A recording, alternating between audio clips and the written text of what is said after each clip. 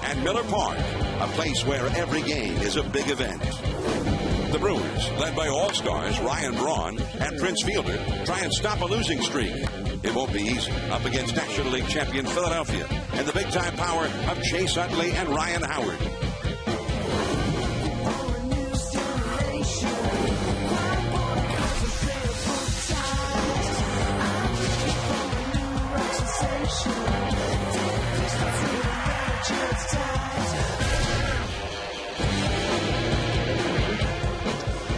It's a little coolish outside here in Milwaukee, so the roof is closed at Miller Park. This is ESPN Sunday Night Baseball presented by Taco Bell. And the hometown team, the Brewers, up against the National League Eastern Division leading Phillies, the two-time defending National League champions. And it has not been a good weekend for the hometown team. Hello, everyone. I'm John Miller, along with our ace right-hander, the big game pitcher, Oral Hershiser, and the Hall of Fame second baseman, man who could steal a bag, get a run when you needed it, Joe Morgan. Welcome to Sunday Night Baseball. Now, the Phillies are well ahead of the National League East. They're playing well. They've got Ryan Howard, Chase Utley, Shane Victorino leading the offense. But the real bad news for the rest of their division is that they've been doing it despite a lot of injuries. And, Joe, tonight they're trying to finish up a sweep of the Brewers here in the Brewers' home yard. Well, John, it would be very easy to say they're in front of first place simply because of their offense. They lead the league in average runs per game, 5.6. They lead the league in slugging percentage. They also lead the league in batting average. But the reason that they are the best team in the National League, in my opinion, is because they compete each and every night. They play for 9 innings every night. And if you look at the depth on this ball club, they've been able to play through injuries to Chase Utley last year. They're playing through injuries to Jimmy Rollins right now. And the main reason is because Shane Victorino has taken over for Jimmy Rollins. He has 8 home runs and 32 RBIs from the leadoff spot. Only 2 hitters in the National League have more, Andre Ethier and Casey McGee here with the Milwaukee Brewers. So that's the reason that they're in first place. They have a lot of depth, and they play the game hard. Not stealing many bases, though. No, that's their problem. They only have 10 stolen base out of 13 attempts. But when Rollins gets back, watch him take off. All right, so that will be a little bit of a different story. Now, the Brewers have lost 7 straight games here at Miller Park, incredibly enough. They've only won 4 games here all year. And that's even with sluggers Ryan Braun and Prince Fielder both getting it going right now. And Cole Hamels will get the start for the Phillies tonight. And he will try and extend their misery, but he'll have to deal with those 2 big sluggers. Yeah, and he's been off to a solid start, but the Phillies need him to get extra hot this year. They want him back to 2008 form when the fastball and changeup had great differential. The good thing for Cole Hamels, the fastball is up this year, 2 to 3 more miles an hour than last year, so that differential is there. But for me, to get back to 2008 form when he was the World Series MVP, I think he needs a third pitch. I think that should be a cutter or a curveball. And when he adds that pitch, I think he has a chance to be a dominant pitcher for a long, long time to come. So Hamels tonight. Dave Bush will get the start for Milwaukee, a right-hander, and he'll be trying to shut down those powerful Phillies, including Chase Utley, the slugging second baseman, and, of course, Ryan Howard, who's averaged nearly 50 homers per season for 4 years. Phillies coming up when we come back.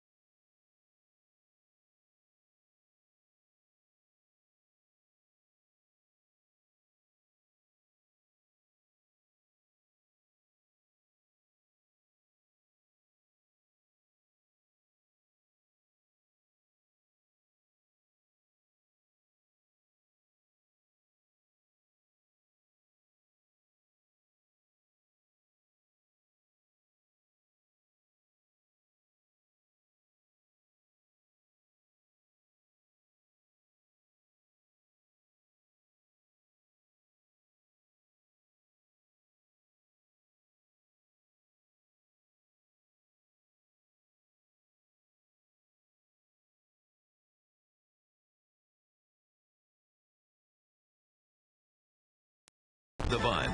And in part by Rogues MacGruber, coming to save the world this Friday.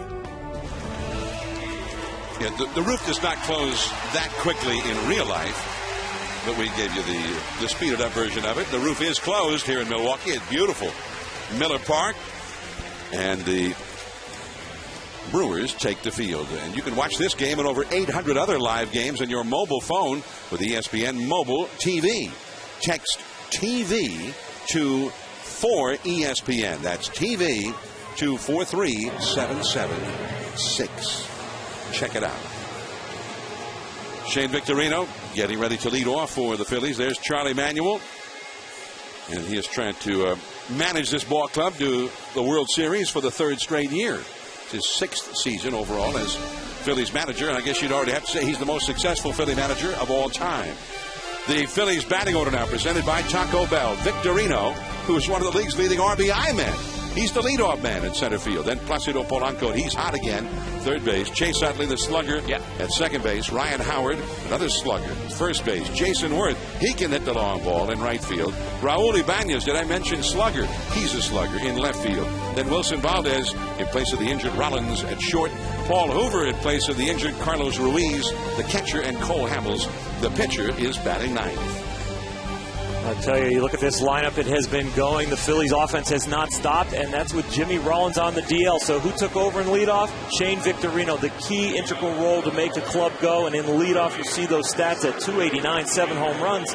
He has been outstanding. There is Dave Bush, the 30-year-old right-hander, born in Pittsburgh, but lives in Maine, Brighton, Maine, out of Wake Forest University. Former All-American there. He was not supposed to start. Doug Davis, it was his night to start. And we'll tell you why. They had to change, although Ken Maka knew that this might happen yesterday, and he gave Bush a heads up about it. So Bush did his normal routine the day before the start. Otherwise, he would have been out running 5 miles and doing all kinds of stuff that might have sapped his strength a little bit for this start tonight. Well, John, they really want him to go past 5 innings because that has been the normal start for a Brewers starter this year, and they've been getting into the bullpen all too quickly. Shane Victorino, and that is a called strike. And we are underway. Bush is not a hard thrower. No, he uses the whole kitchen sink, and against Shane Victorino, a very smart, intelligent leadoff hitter. He'll work the count, and he can hit all types of pitches. He's got a big curveball. I think that's what he's going to have to feature, and he's going to have to throw it for a strike. Anytime you're a pitcher who doesn't have one pitch that's overpowering that intimidates the hitters, you have to intimidate them then with the selection or the mystery of the pitch selection.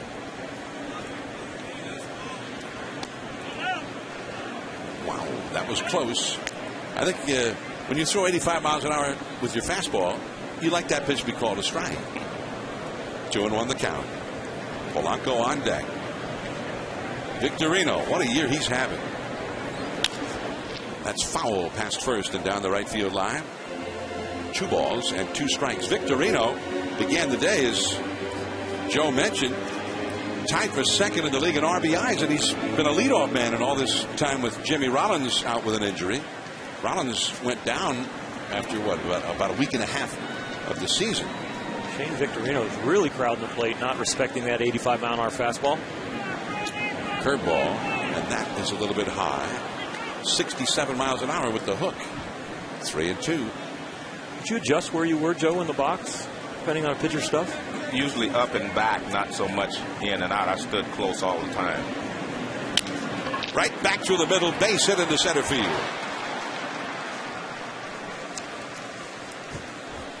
The Brewers on the field look this way, back of Dave Bush. Around the outfield, Ryan Braun in left, Jody Garrett in center, and then Corey Hart in right field. Around the infield, Casey McGee and Alcides Escobar on the left side, with Ricky Weeks at second, Prince Fielder at first, and the catcher is the veteran Greg Zaun.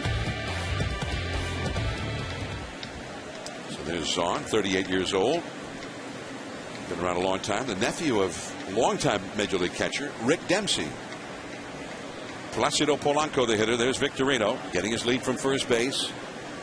Now, Victorino used to be a fairly prolific base stealer. but has only stolen 4 bases so far this year. Well, John, he's averaged 32.7 stolen bases a year for the last 3 years. And as you mentioned, he only has 4 so far this season. He has a perfect guy to hit second, and that's Polanco. He is a perfect second place hitter. He takes a lot of pitches. He will take the pitch if you're going. He'll shoot the ball the other way. If the second baseman vacates the hole, he is just about as good a second place hitter as you can find for a guy that's going to steal some bases in front of him. He had a 4-hit game here yesterday. Real tough to strike out. In fact, yesterday, they say that his 4 hits each came on a different kind of pitch. Got a base hit on a curve, a base hit on a fastball, a base hit on a slider, and one on a changeup. Well, that's the big curveball in there for a strike, and that one had him bailing a little bit. Well, he's going to have to throw strikes with that one in order to be successful. And you can't just throw it. You have to throw it for strikes. Let's take a look on K zone.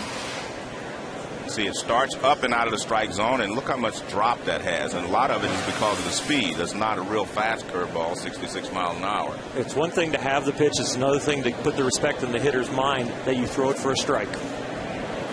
Victorino back to the bag at first. Well, the Phillies lead the National League in slugging percentage. Their extra base hits tie an 85-year-old franchise record for the most extra base hits in the first 35 games of any Phillies season. But they are last in the league in steals, which, having watched them these last several years, is kind of a shock. There goes Victorino inside. The throw is off the glove of Weeks, and Victorino will get up and go to third. And they had a shot at him, John. He did not get a good jump. He stumbled out of the blocks at first base then. Ricky Weeks probably should be charged with this error because the ball got there in the air. Let's take a look at Victorino. See there, he slips as he starts. And you can see by the time Zahn gets the ball, he has a shot at Victorino. If this throw is on the bag, he's going to be out, but Ricky Weeks still has to catch it. So Weeks tried to still get that. The out, and all he did was give up an extra base. And Zahn will be charged with the error. The infield comes in here. The curveball is tapped foul off to the right. Well, let's take a look at Victorino's jump. And as I mentioned, he stumbles. See right there, he slips with his right foot, even though he raised his right foot anyway. See, he slips, which I thought they were going to have a chance to get him out, but I don't see how you can give the error to the catcher on that particular throw. No. So it wasn't a great throw, but Weeks should have caught it. All you do is catch it. Yeah, and the guy would have been safe because the throw was a little offline. That's into the gap in right center field. And the Phillies jump ahead right now. Cutting it off in the alleyway, Jody Garrett. But nonetheless, into second, Polanco with a double, 1-0 Phillies. That's why I say he's such a good second place hitter. He was shooting the ball the other way, to make sure that he got the runner in. He wasn't going to make sure he didn't strike out, put the ball in play. And the Phillies have a 1-0 lead. It looks like he tried to bury a fastball back in, came back inside, but you see Polanco inside outs the pitch and shoots it to right center field. And he has a double, and the Phillies have a 1-0 lead. Well, these top guys in the order have been really getting the Phillies going this weekend. Now the big power hitters are coming up. Here is Utley. 9 home runs for Utley so far this year. He got 22 batted in, a .315 batting average. The third highest OPS in the league. The little shorthand for production of slugging percentage plus on base percentage added together. On a defender's stat, but it's a little bit of a shorthand. There's a fly ball to left. Back goes Braun. Polanco goes back to tag up at second. And he bluffs, but he's not going to test Braun there. I'm surprised that Utley did not pull that ball. It was a slow curveball, and he tried to go the other way with it. And I was just about to say, there are a lot of really good offensive-minded second basemen in baseball today, but I think Utley is the best when you put everything together. Stealing bases, hitting for average, driving in runs, hitting the ball out of the ballpark. But he is not stealing bases this year. Well, he stole 23 in a row last year, didn't get caught, but he's been caught once already this year. But the Phillies themselves, the entire team, is not stealing bases at this point.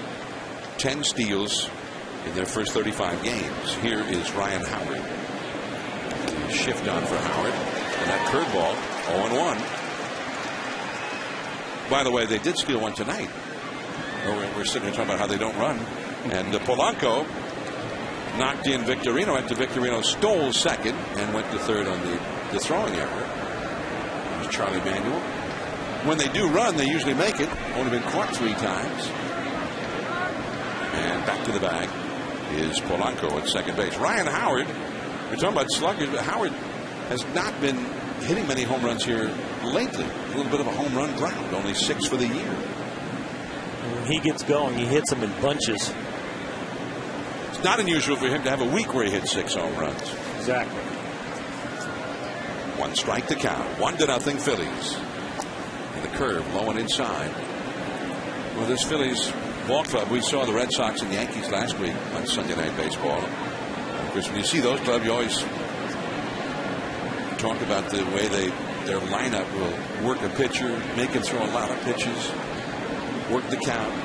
And that's the way the Phillies do it. And it's going to be tough for any of these Brewers pitchers to go real deep into a game, that being the case. You have to make pitch after pitch after pitch, a quality pitch against this lineup when you don't have something that intimidates them. And especially when you go through the meat of the order with Chase Utley there. Joe was surprised he didn't hit the ball to the right side. I was too on the slow breaking ball. It was on the outer half, but Chase was thinking right field. Shane Victorino leads the game off with a base hit. And with Howard up there now, with a man on second, you're already down 1-0. You're on your heels as a pitcher. And the curveball is low. 3-1. You've got a right-handed hitter, Jason Worth, on deck. First base is open.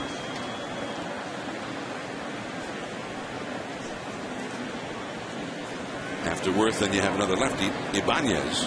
But he might not be all that anxious to throw any kind of a even resembling a fat pitch here to Ryan Howard, the right-handed neck, especially now he's behind him, and he ends up walking him. So he might well have been pitching around him. Sets up the double play with the right-handed hitting Worth coming up. Ken Maka, has been a real difficult time with the Brewers starting pitchers not able to go deep into games. They've only had 5 games all year out of 36 where a pitcher has even gone as far as 7 innings. And their starting staff with a 4.84 ERA, next to last in the league.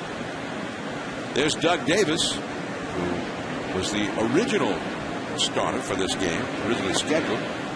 He has now been placed into the disabled list as Worth takes ball 1. And Doug Davis has got some pericarditis, a virus, and he needs to have complete rest for at least another 10 days.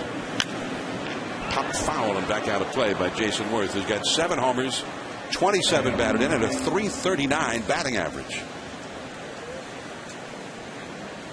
Jason Worth is pretty much the lone or the first choice unsigned Philly. Big contract to Ryan Howard earlier this year. Really leaves Jason Worth the only integral part that is not sewed up for the next 2 years. And the curveball from Bush hangs inside, and it's 2-1. And he's putting up some numbers that would make you think of a big contract. He's got 7 homers, among the league leaders there. 27 batted in. That's among the top 10 in the league. And he leads the league in doubles. Coming into play today, was leading the league in extra base hits. He'd be a valuable asset to any ball club. I've said this often, that he is a really good player. He's a winning type player because the things that he can do on the field really equate to winning. By that I mean he'll hit behind the runner, he'll steal a base for you, he makes the throw from the outfield, he'll hit the ball out of the ballpark, he'll drive in runs. I mean, there's very little that he can't do. He just does not hit for a real high average, but he works the pitcher, and he's a winning player. And maybe that average thing is changing this year as he lifts that curveball into left center field. Jody Garrett, the center fielder, and the runners will go back. So Bush gets Worth. Worth came in hitting .339 into this game. early yet. Right. Well, but I mean, maybe you're right. Maybe this is the year he adds to the batting average. He hits around 260 is his norm. You know, that's an interesting point about him, though. That each year he seemed to get better. It took him a long time to get a regular job. He was platooned, and then the more he played a couple years ago, the more they said, well, we need to play him. Well, he's had some injuries early in his career, especially when he was with the Dodgers, so he's just taking him time to... He also tightened up his swing, too. He had a little bigger swing. He's tightened that up. Here is Raul Ibanez, 2 men on. And a little cutter or slider on the inside for a called strike. I would think that would be a slider. Little slide ball. Yeah, a slide piece, because if you're throwing 85 miles an hour, I don't think you're going to cut it too often. You're going to use all the velocity you can. You don't want it to take any off just to get a little movement. Get as much movement as you can. Yeah, so let's call that a slide piece. 0-1 the count. And the curve is fouled and he's quickly ahead of the veteran Ibanez. 0-2. Ibanez, 3 homers, 18 runs batted in. But when it's all said and done, they usually pencil him in for around 30 home runs and 100 RBIs. He's only hitting .237. Phillies with a quick run, produced by Victorino and Polanco. And they've been making all kinds of trouble for the Brewers all weekend at the top of the order. 2 men on, 2 men out. 0-2 the count. And he moves him back a little bit with that fastball at 86. Cole Hamels all warmed up, ready to go in the dugout, but he has been, what's he doing there, Oral? He's got a little smelling salts, a little alcohol, kind of wake him up. Kind of things you usually give somebody after they've been hit in the head and they're kind of a little drowsy, but use it when they're ready to go. 1-2 the count. You can just see that Dave Bush right now knows that the Phillies have hit his fastball. Polanco got a double on a fastball. Victorino got a base hit up the middle on a fastball. He got Utley out on a curveball, and he got Jason Worth out on a curveball. So that show-me fastball, the pitch before, and now he comes back with a curveball to Ibanez. If you're a hitter, you're thinking, you know what? He likes his curveball. That's his out pitch. The fastball we've hit. You've got to have it in the back of your mind that a breaking ball might come. Well, this will be the 28th pitch of the inning thrown by Dave Bush. 2 men on, 2 men out. Into medium deep right field, and Corey Hart. Well, the first 2 batters in the lineup produced a run, and Bush got through the middle of the order, and nobody else scored. 2 stranded. Ryan Braun coming up, and Prince Field is right behind him, hitting cleanup. The slugging Brewers against Cole Hamels when we return.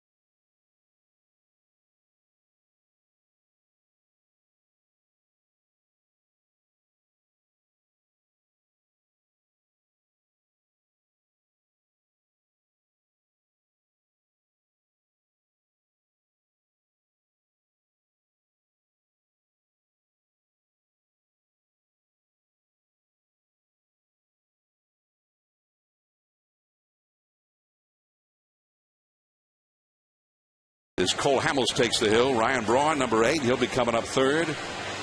Ken Maka in the dugout.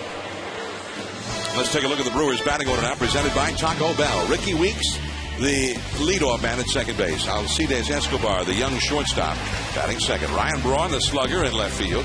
Prince Fielder, he's gotten it going here of late. He's at first base. Casey McGee is also a hot hitter, among the league leaders in RBIs. Third base, Corey Hart in right field. Greg Zaun, the catcher, hitting seventh. Jody Garrett is in center field, hitting eighth. And Dave Bush, the pitcher, bats ninth. And Prince Fielder, amazing. This Milwaukee Brewer offense is firing on all cylinders except for one, the guy in the 4-hole.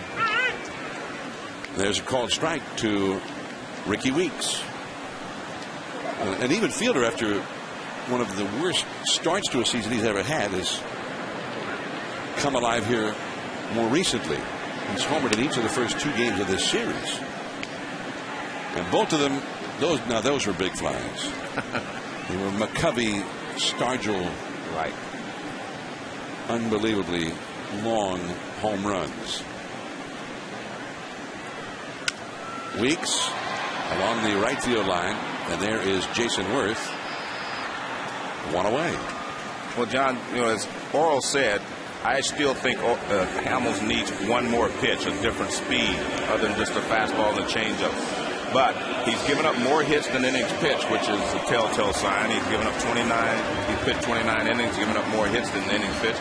He has also been a guy that's walked guys, but he struck out 27 in 29 innings. So he is getting the swing through. But I'm just wondering about that third pitch. I agree with Oral. He needs that.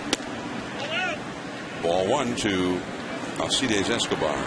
And he was successful before, you say, with the 2 pitches, yes. But now hitters have seen more of him, and they know what to expect, and they've made some adjustments. And adjustments is the key word. I played with Eddie Murray, the Hall of Famer, and your co-Hall of Famer. I know you talked to him a lot. And he said they shouldn't call this game baseball. They should call this game adjustments. Well, it comes from both sides. The pitcher adjusts to the hitter adjusts to the pitcher. But really, from a marketing standpoint, I'm against it. This week in adjustments. Sunday night adjustments. It just doesn't fly, huh? No. And it's ball 3, 3-1 to Escobar. Ryan Braun is on deck. You're mentioning Cole Hamels coming into the game, 43 2/3 innings pitched, 51 hits allowed. And 7 of those have been home runs. He's averaged a home run every 6 innings or so. But 49 strikeouts. So he's been getting more strikeouts than ever. And that's what Oral was questioning before. Why is he getting more strikeouts? I'll tell you what, he continues to compete. The last year, you remember, he threw about 260, 270 innings in 08 when he was the NLC MVP, World Series MVP. Came into last year maybe with a little bit of a tired arm. Didn't throw a lot over the offseason, really rested. Came in and never really got his legs underneath him last year. Went 10-11. His ERA went up over a point. And now this year, the ERA is up over a point compared to 08. But his fastball started to come back. In his first 7 starts here this year, he's been pretty solid. He's been a little up and down. But compare 08, 09, and 10, you see the record is the best this year. But look at the ERA start to inflate. Look at the opponent's batting average goes up in 08. Pretty consistent here in 10, but not relating back to 08. And then the strikeouts per 9 innings, he's getting a few balls by some people. But he really needs another pitch for me to get to that upper echelon, year in and year out, dominant pitcher. Ryan Braun, with a Braun fan looking on from his seat right there. And that's a good seat with that guy with the Braun jerseys on. 1 ball to no strikes to Ryan Braun. Now, right-handed hitters so far this year against Cole Hamels have been doing extremely well. They've been feasting. Right-handed hitters have a .338 batting average against him so far in 2010. That's a called strike. 91 miles an hour.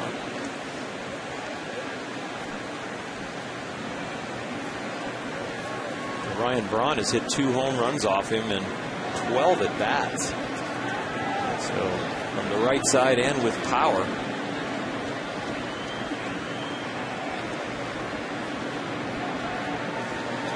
And back to the bag is Escobar. I've always been a big Ryan Braun fan, but I tell you who is the even bigger fan is Willie Randolph.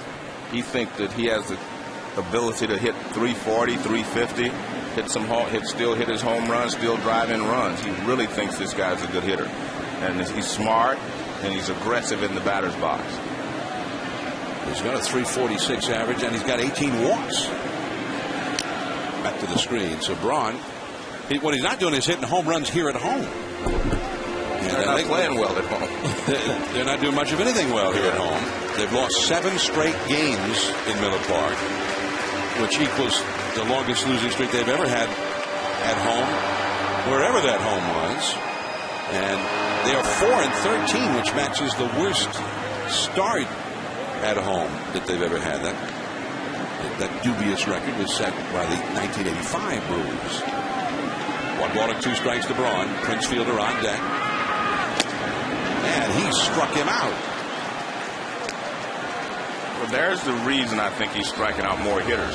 Braun would look like he was waiting a little longer for the changeup, and he made a good pitch down and away, moving away from him with good velocity.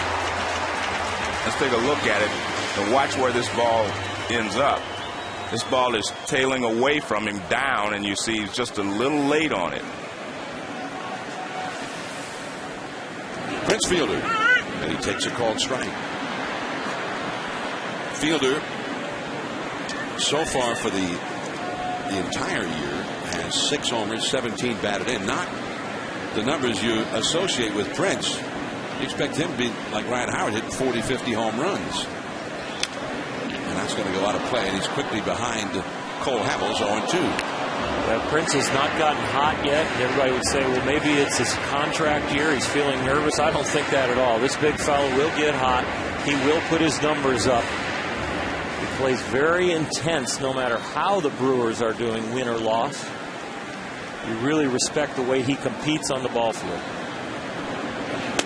In his last 11 games, he's hitting .341 with 4 homers and 8 runs batted in. So still not a huge RBI total, but headed back where you would expect him to be. He had over 140 last year. Yeah, he tied for the league lead. Yeah, 46 home runs. That's a base hit. He hit it right into the teeth of the defense and still got it through. Utley was swung way over, trying to plug up that hole, and he still got it by him. Well, he doesn't get cheated even with 2 strikes. I mean, he rips this ball. He always takes that big swing, and he hits the ball so hard. Fastball in, and he rips it in the hole. And as you said, that Chase Utley was well over in the hole, and he still got it past him. He taps his toe for timing, and just a strong swing and good hand action there from Fielder. And that's K-Zone, brought to you by Kia. Here is Casey McGee. And Hamels missed badly with that fastball. 1 ball and no strike. Now, Casey McGee, we're talking about the relative seasons of Fielder and Braun and how you figure both of them are going to heat up as the season goes along. Casey McGee tied with Victorino for 2nd in the league in RBIs at the start of the day. And the changeup is too low. This is the best $20,000 they ever spent. He was a waiver claim from the Chicago Cubs in 2008. You think that they claimed him off waivers to maybe make him a utility man? And that bat put him right in the lineup, and now he's protecting Prince Fielder. Since September the 1st of last season, he is 2nd in the majors in RBIs. It was really in the second half of last year that they finally started playing him on a more or less everyday basis. The only guy with more RBIs in the last 2.5 months, going back to the final month of last year, is Jorge Cantu of the Marlins, but he's tied with Alex Rodriguez, Andre Ethier, Miguel Cabrera, and he gets a walk. And the only one ahead of him right now is Andre Ethier in the National League. He had 38 RBIs, and I understand he had a fractured pinky finger, so I don't know how long he's going to be out or if he did miss today's ball game. Yeah, they don't know if he's going to have to sit out a good deal of time or if he's going to be able to come back and work around it. As Rich Doobie, the pitching coach, comes out to talk to Hamels, who pitched to Casey McGee like he was saying, hey, this is a guy, I can't let this guy beat me. He was not getting the ball down. He's in a situation that just a nice routine grounder would be good, and they are grinding over this stuff right now as far as how to throw and get out of this inning. Casey McGee, by the way, he and his wife became parents for the second time 2 weeks ago. So they got a young 2-week-old baby and a 3-year-old. Casey McGee, who comes from Santa Cruz, beautiful city in the central coast of California, south of San Francisco. But he and his wife and their 2 babies, they make their homes in Tennessee. This is Corey Hart, and this is a big spot for the Brewers, a chance to put some runs on the board against Cole Hamels. They've got him on the defensive right now, and it's ball 1 to Corey Hart, who a couple of years ago made the All-Star team, but he has struggled much of the time since then, although he had 4 RBIs in yesterday's game. Fastball to strike. Included in that RBI parade yesterday. This 3-run homer against Joe Blanton was in the 7th inning. The Brewers were trying to play comeback. Now he's trying to knock in some runs here. Ooh, the changeup. Now he's behind Cole Hamels. The Brewers have not had a lot of problem scoring runs. It's been their pitching staff that has not been able to hold them down. They actually had more runs scored than the Phillies, but they played more games, obviously, than the Phillies have. Plus, the Phillies lead in average runs per game. Bases loaded. The changeup in the dirt outside. Hoover stopped it. You got Escobar over at third base, so he's got to do his little hockey goaltending chores now. Phillies lead 1-0. The bases are loaded for the Brewers. There is Escobar at third base with Fielder at second and McGee at first. 2 down. Fastball. Deep center. Victorino on the warning track. At the wall, he makes the catch. A 26-pitch inning for Hamels. A lot of action, but no runs for the Brewers. 1-0 Phillies after 1.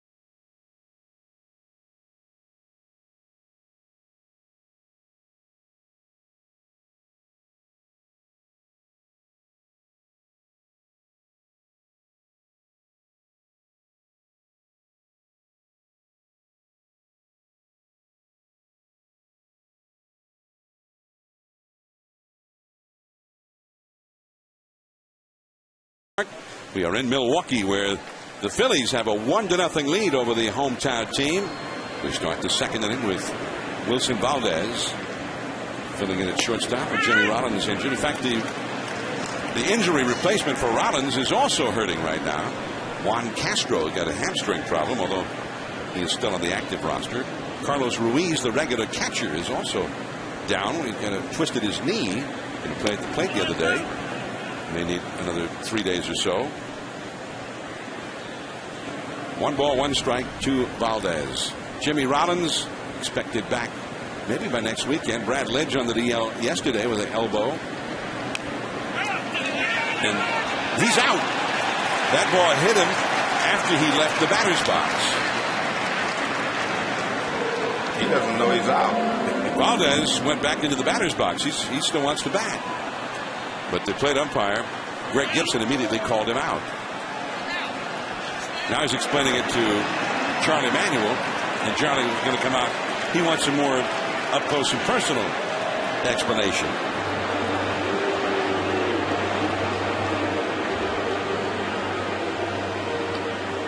But once your player stays out and kind of hangs by the batter's box or wherever the play was called, the manager, the protocols kind of come out and protect your player. You protect every one of your players. Even if you know the reason the guy's out, there's really no argument, you still come out and you protect the player's integrity and come out and argue the call. And I think that's what Charlie did. And no one does that better than Charlie. I think Charlie... Ooh, he might have a real argument, though. Well, if his foot is still in the box. That back foot might still be in the batter's box, right? And his front foot's in the air. There.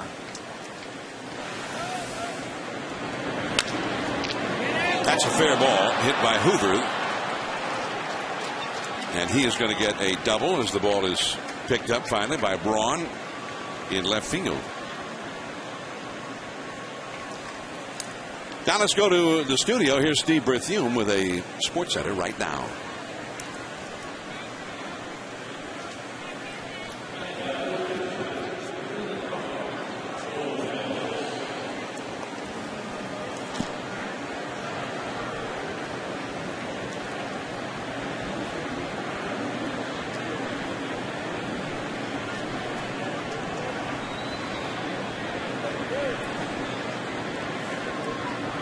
Thanks, Steve.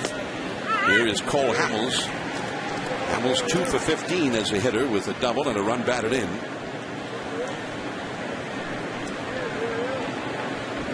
That loss, by the way, Marty Aronoff, who follows all the sports very closely, tells me that's the first time the Magic has lost a playoff game this year. Cole Hamels has delivered a run, and he's going to get an extra base hit out of it. Corey Hart with a great play to keep it just at a double. It is 2-0 Phillies. Hamels with his second double of the year. I think it's only right that a pitcher breaks down a hitter's double, Joe. I'm going to take this one. Sweet swing and lefty. Yeah, because I don't know how he did. He's got a fastball changeup on the mound, and he's got a sweet swing at the plate. Little toe tap from a pitcher, Joe. Maybe breaks down on the front side, but look that down and through. Oh, even releases the top hand for a little extension. Watch this. Good toe balance. tap, balance, head down and through. Look at the release like Chase Utley. Cole Hamels, an everyday player out there at second base. Now the leadoff man, Victorino, and he's a leadoff man, but keep in mind right now he's one of the best RBI men in the National League. All the pitchers in the National League are having a little sarsaparilla sitting back watching Sunday baseball, and they're going, see, we're athletes. We can hit. I think you better quit while you're ahead. Oh, come on, Joe. And that is pulled foul down the right field line. By the way, Victorino has a .395 batting average with runners in scoring position. And he's also had the second highest number of official at-bats on the club with runners in scoring position. Even though for much of since Rollins went down with his injury, he's been hitting in the leadoff spot. Part of getting RBIs is having chances to get RBIs. If you're hitting 6 and 7, you often don't get as many chances. We were talking about that oddity this morning at the meeting. I noticed last year that David Eckstein had the same number of runners in scoring position at bats as Albert Pujols did, which was 119, which was, I thought, was unusual since Eckstein hit second most of the time. And back to the screen again. Now, Albert Pujols came to the plate more often last year than did Eckstein, but he got a lot more walks than Eckstein, too. At bats. But the actual at-bats themselves were identical. Yeah. 2-0, the Phillies are ahead, and they're threatening to get more here with Hamels at second, 1 out. Hoover, the backup catcher, who's actually the backup for the backup. The regular backup, Schneider's on the disabled list. And the curveball puts him away. Not this time for Victorino. John, they had a change of heart on the error in the first inning. We talked about it. As you see, Victorino takes off, and Zahn comes up and fires to second base.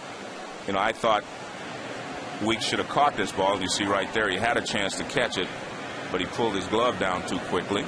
And they have now changed it from an error to the catcher to an error to the second baseman. E4. Yeah, I didn't want the second baseman to get the error, but you better quit while you're ahead, Joe. Yeah. Hey, don't convince me. Convince Ricky. We're protecting our individual positions too much. Yeah, Ricky, I did campaign heavily on national television for that error to be charged to you. But it had nothing to do with you. No, it wasn't personal. I'm sure it was business. He kind of turned his back on the second base fraternity. You could tell him, Ricky, it wasn't personal. I always liked you personally. It was business. Ricky Weeks and Polanco retired. 1 run. Hamels stranded. We go to the last of the second. Hamels back to the hill with a 2-0 lead.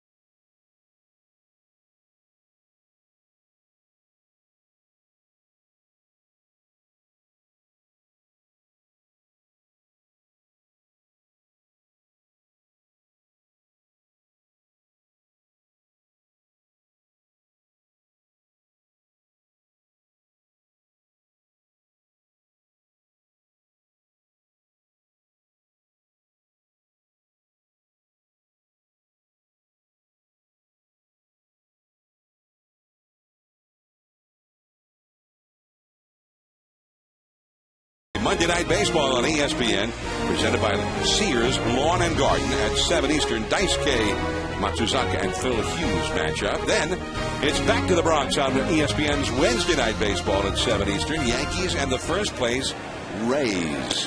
That should be CC Sabathia and Wade Davis matched up there. The Rays, even though they have a lot of guys slumping right now, have a 2-game lead over the Yankees at the top of the American League East. There's your call score. They'll have a whole string of victories, 2-1, 3-2, 4-3, where they're just doing whatever it takes to win. And some of those over the weekend were come from behind victories. They were scored late day after day. When you play those close games, the two assets they bring to be a complete club, the speed and the defense, really are integral parts of your club. You're not blowing people away. Those little finer things that really never slump are important.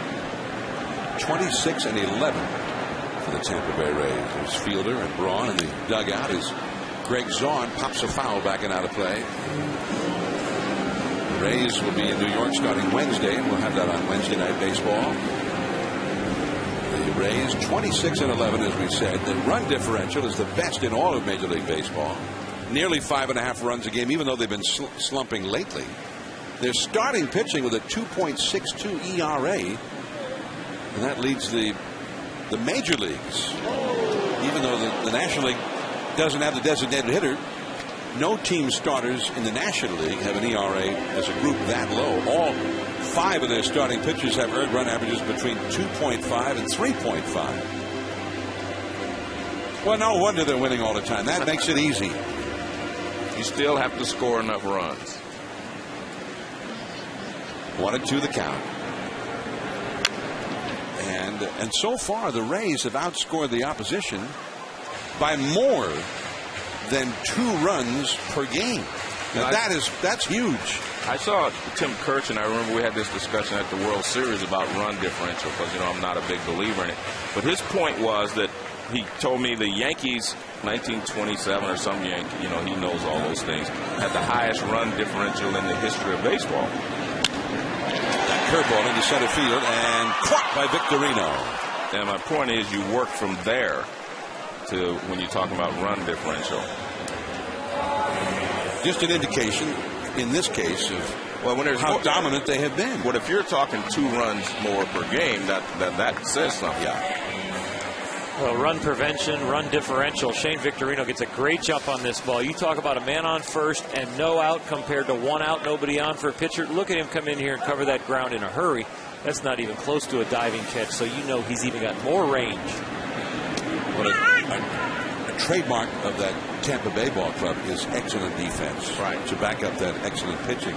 And that has been part of the foundation of the Phillies' success as well these last 2 years. Excellent defense. I think Victorino's a big part of it. I thought Joe made a great point in the open about their competitiveness, that they never lay down. They don't give away at bats. They play defense hard. They hustle.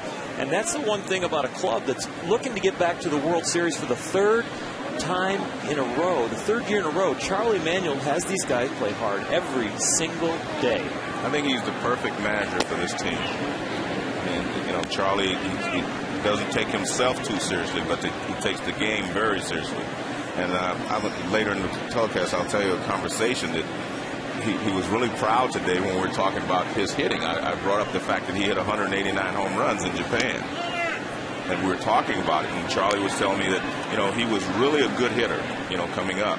And when his first year in the major leagues, he got hurt.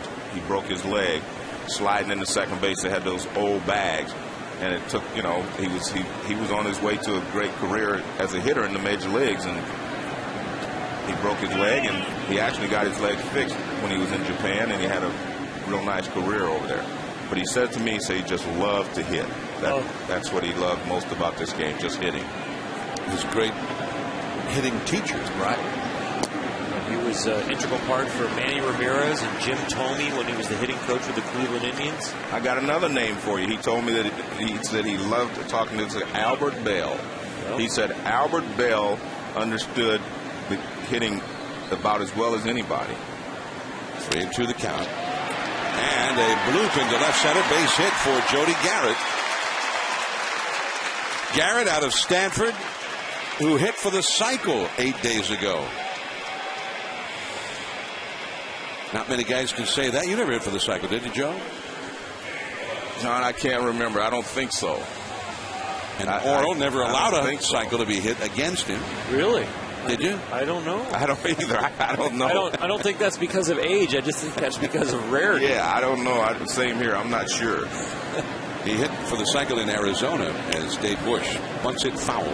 I have a feeling within a half inning or an inning we're going to find out one way or the other. Does it count in Little League or a cycle? Yeah.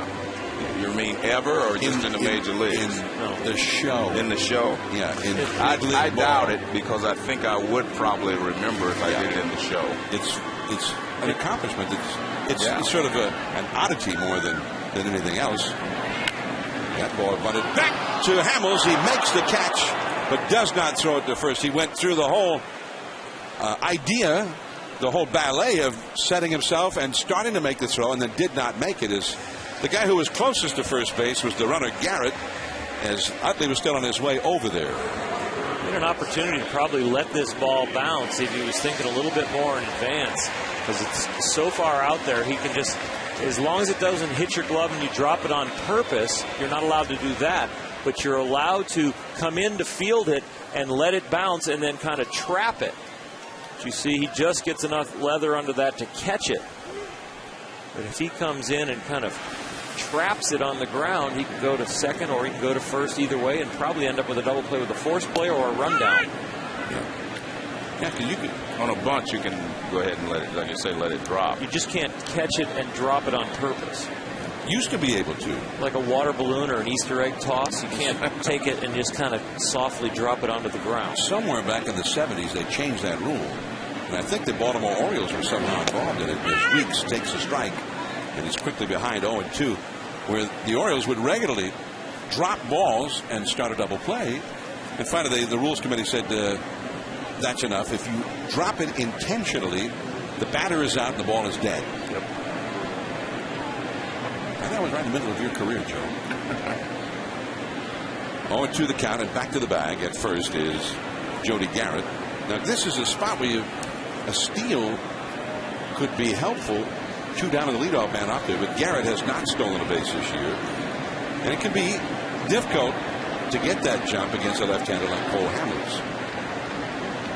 0-2 the count, 2 Weeks. On the hands, back to the screen. 2-0. The Phillies are leading here in the last of the second inning. There's a lot of people at home probably that thinking that this could be a balk, but if you have a 45-degree angle there across, you can then, and thank you, Joe, you are not going to home plate. So you have the rubber and then a 45-degree angle for where your foot has to get going towards first base. If you break that 45-degree angle, then your foot is stepping towards home. It's a balk. Once you cross the plane with your leg of the rubber or step towards home, you have to go. And you take that rubber and you come right down there. Thank you, Joe. Joe's clearing on his telestrator for me. Why is the rule that way? Because I thought it says you're supposed to. Well, the rule says you're supposed to step toward first base when you throw there. You are. That's what it says, but they do use what Oral said to determine whether you did or not. Chase Utley, then Ryan Howard and Jason Worth. 3 big power sluggers coming up for the Philadelphia.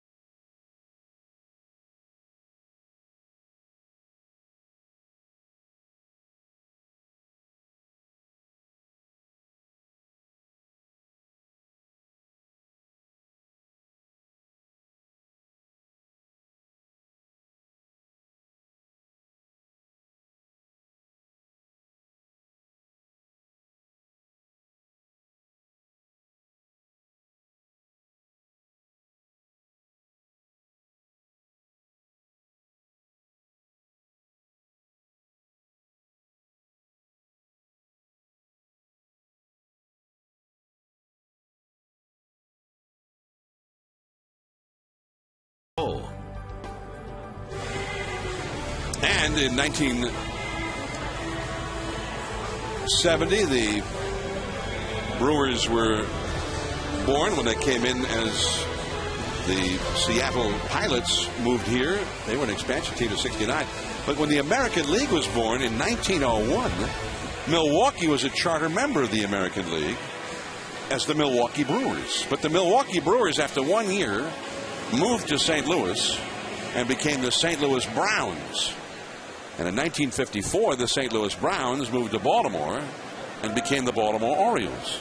So that today's Baltimore Orioles actually started as the Milwaukee Brewers in 1901. I'm totally confused. I followed him. The game was a little more complicated than you realize, Orr. Wow. In 1901, there was a team in Baltimore. The Baltimore Orioles were a charter member. But after 2 years in Baltimore, they moved to New York to become a franchise eventually known as the New York Yankees. So that the Yankees actually were born as the Baltimore Orioles. David Bush. Oh! And he got the out, but it wasn't pretty. You know, that's a tough play right there for the runner, because Chase Utley is obviously a very clean player and not a dirty player. But where does he go there? You have to, he's running down the line, and this could have been very dangerous here, and another injury for a Milwaukee pitcher. You can see David Bush is lying on the ground. He picks it up, and the only thing he can do is tag Chase, and Chase doesn't have any place he could go. So not a big collision, but could have been worse. Could have been. Yeah. Here's Ryan Howard. Howard walked his first time, and Bush did not seem to be interested really in pitching to him. Three infielders moved to the right of second, and Howard hits one to the man in the middle, Ricky Weeks, and that is out number 2. Now Bush needs a quick inning. He threw 41 pitches in the first 2 innings. He gets 2 of the Phillies' top sluggers in short order here. 3 pitches, and now Jason Worth will come up. Well, John, I was going to tell my Barry Bonds story. I saw Barry Bonds at a golf outing this week, Ronnie Lott's charity golf tournament in Pebble Beach, and he was talking to me about him working with Ryan Howard, and then I followed up with Ryan today. One of the things they did is they're hitting off the batting tee in a cage.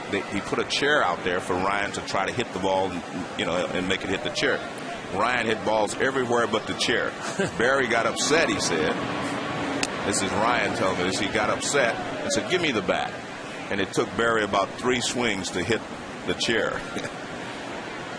Well, what's the point? Why would you? Well, because it keeps you on the ball. He was trying to stay on the ball. It was a drill they were using. Okay. Yeah, because he didn't want him to try to pull the ball. Like the chair was actually probably down the third baseline on that side. Jason Worth flied out to left center his first time. 2 down and nobody on. Bush misses with a slider down and away. 2-1 the count. With Ibanez on deck, he would be next. 2-0. The Phillies ahead here in the third. 2 down, nobody on. So, and did Howard feel that was a good drill? Did he benefit from that particular drill? Well, I think it showed his benefit. His batting average is a lot higher this year than it was at this time last year. He's not striking out as often without fouling some balls, etc. So I think over the long haul, I think that'll pay a lot of dividends for him. He came into the game tonight hitting 284, right. And most often in his career around this time he's hitting 210, 200, 190. The curve is tapped foul. Still 2 balls, 2 strikes to Jason Worth. And Ryan Howard, Rookie of the Year, played only 88 games when he first came up in 2005. His first full year, he hit 58 home runs and was the MVP of the National League. Then in 2008, they won it all, and he had 3 homers and 6 RBIs in that World Series. And remember, that series only lasted 5 games as they beat the Rays. That's deep down the right field line into the corner. That ball is a fair ball. And it left the field of play, so it's an automatic double for Jason Worth. That ball disappeared into the right field corner from our vantage point. This is why Jason Worth is such a good hitter. This ball is away, and he just goes the other way with it.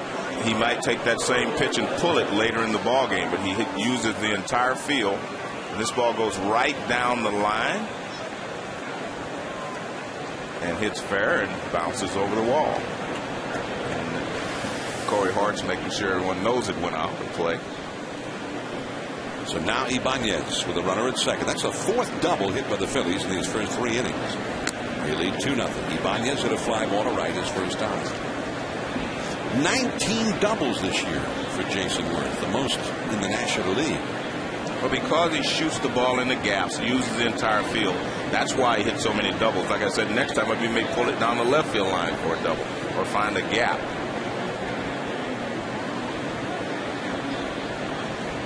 And a curve is low. Worth hit one. You're talking about what he did with that pitch.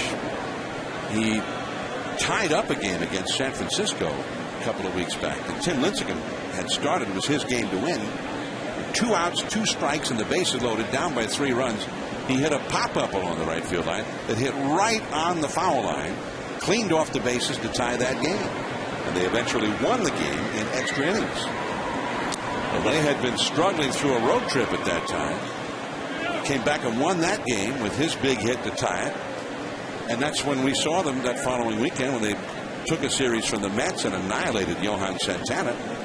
And they've been playing extremely well ever since. The hardest guys to pitch to are the guys that use the whole field because you can't defense them and you can't pitch to them because they cover both sides of the plate. And the curveball in the dirt. And again, it looked like Bush preferred to go after the right-handed hitter. And Valdez is more of a journeyman, a role player, whereas Ibanez gets paid to drive in runs. The Phillies out in front 2-0 and out in front of the National League East. Started off well, and they were hitting the ball very prolifically. And then they went into a slump for the next 12 games and had a hard time scoring. But starting with that game we're talking about in San Francisco, that's when everything sort of turned back around for the Phillies. You know, when you see Charlie Manuel, you mentioned he was a hitting instructor with Cleveland and just a good hitter, as I mentioned. You see him talking to Ryan Howard, I guarantee he's talking about pitch recognition and trying to recognize what Bush is doing to the hitters, not just Ryan Howard, but to all the hitters. It's a strike to Valdez on the outside, 1-1. I think of Charlie right there. You know, Ryan Howard just signed the big contract. There is nothing about a contract that's going to keep Charlie from telling you the truth about what he thinks about baseball. He is not going to kiss up to you. Charlie's going to tell you the truth. I don't care how much money you're making. That's Milt Thompson, the hitting instructor, there on the left side of Ryan Howard. Milt was a pretty good ball player for many years. Into right center, Corey Hart on the run. It's over his head, and that one leaves the yard. And that cost the Phillies a run there with that ball bouncing over the wall. Worth scores from second, but Ibanez will be forced to go back to third. 2-base advance for everybody on the bases when the ball leaves the field of play. Because he would have been able to score. Ibanez would have been able to score easily had that ball stayed on the field. So Wilson Valdez foils the strategy of pitching around Ibanez. It is Valdez who knocks in the run. Valdez, who is the backup for the backup. Rollins on the disabled list. Castro the backup at short, and then Castro hurting with a hamstring. And so Valdez is in there, the third option, and he hits the 5th Phillies double of this game. They're going to walk, or they are in the process of walking Hoover intentionally, with Hamels the pitcher coming up next. Dave Bush is throwing around 85 miles an hour tops, and he is giving up a lot of balls in the air. These doubles are all balls in the air. He's only gotten, I think, 1 ground ball. Even when he's gotten people out, it's been on fly balls. And you're throwing that kind of velocity, you need to keep the ball down and get him to hit it on the ground. Mistakes at 85 miles an hour up are not good pitches. Bush got the sluggers, Chase Utley and Ryan Howard, both out on a total of 3 pitches to start the inning, and has not retired anybody since, and this has turned into a high pitch inning. Worth doubled, Ibanez walked, Valdez doubled, Hoover walked intentionally. A run is in, 3-0 Phillies, the bases are loaded. And Hamels hit a double to knock in a run his first time as the curve is in for a strike.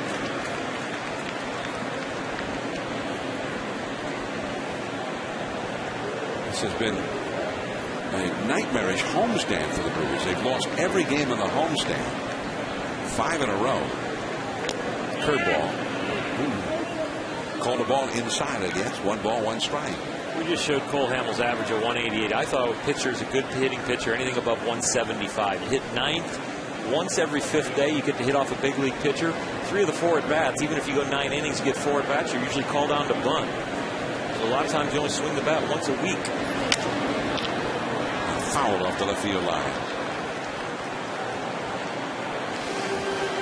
Forget that he's a pitcher and check this swing out, Joe. Pretty good.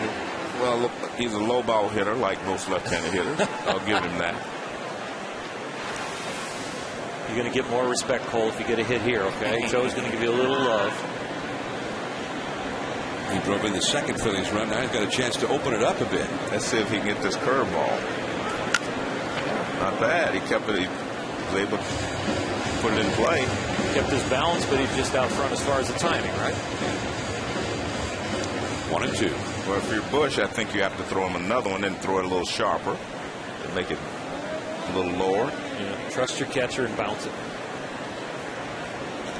Ibanez, the runner at third.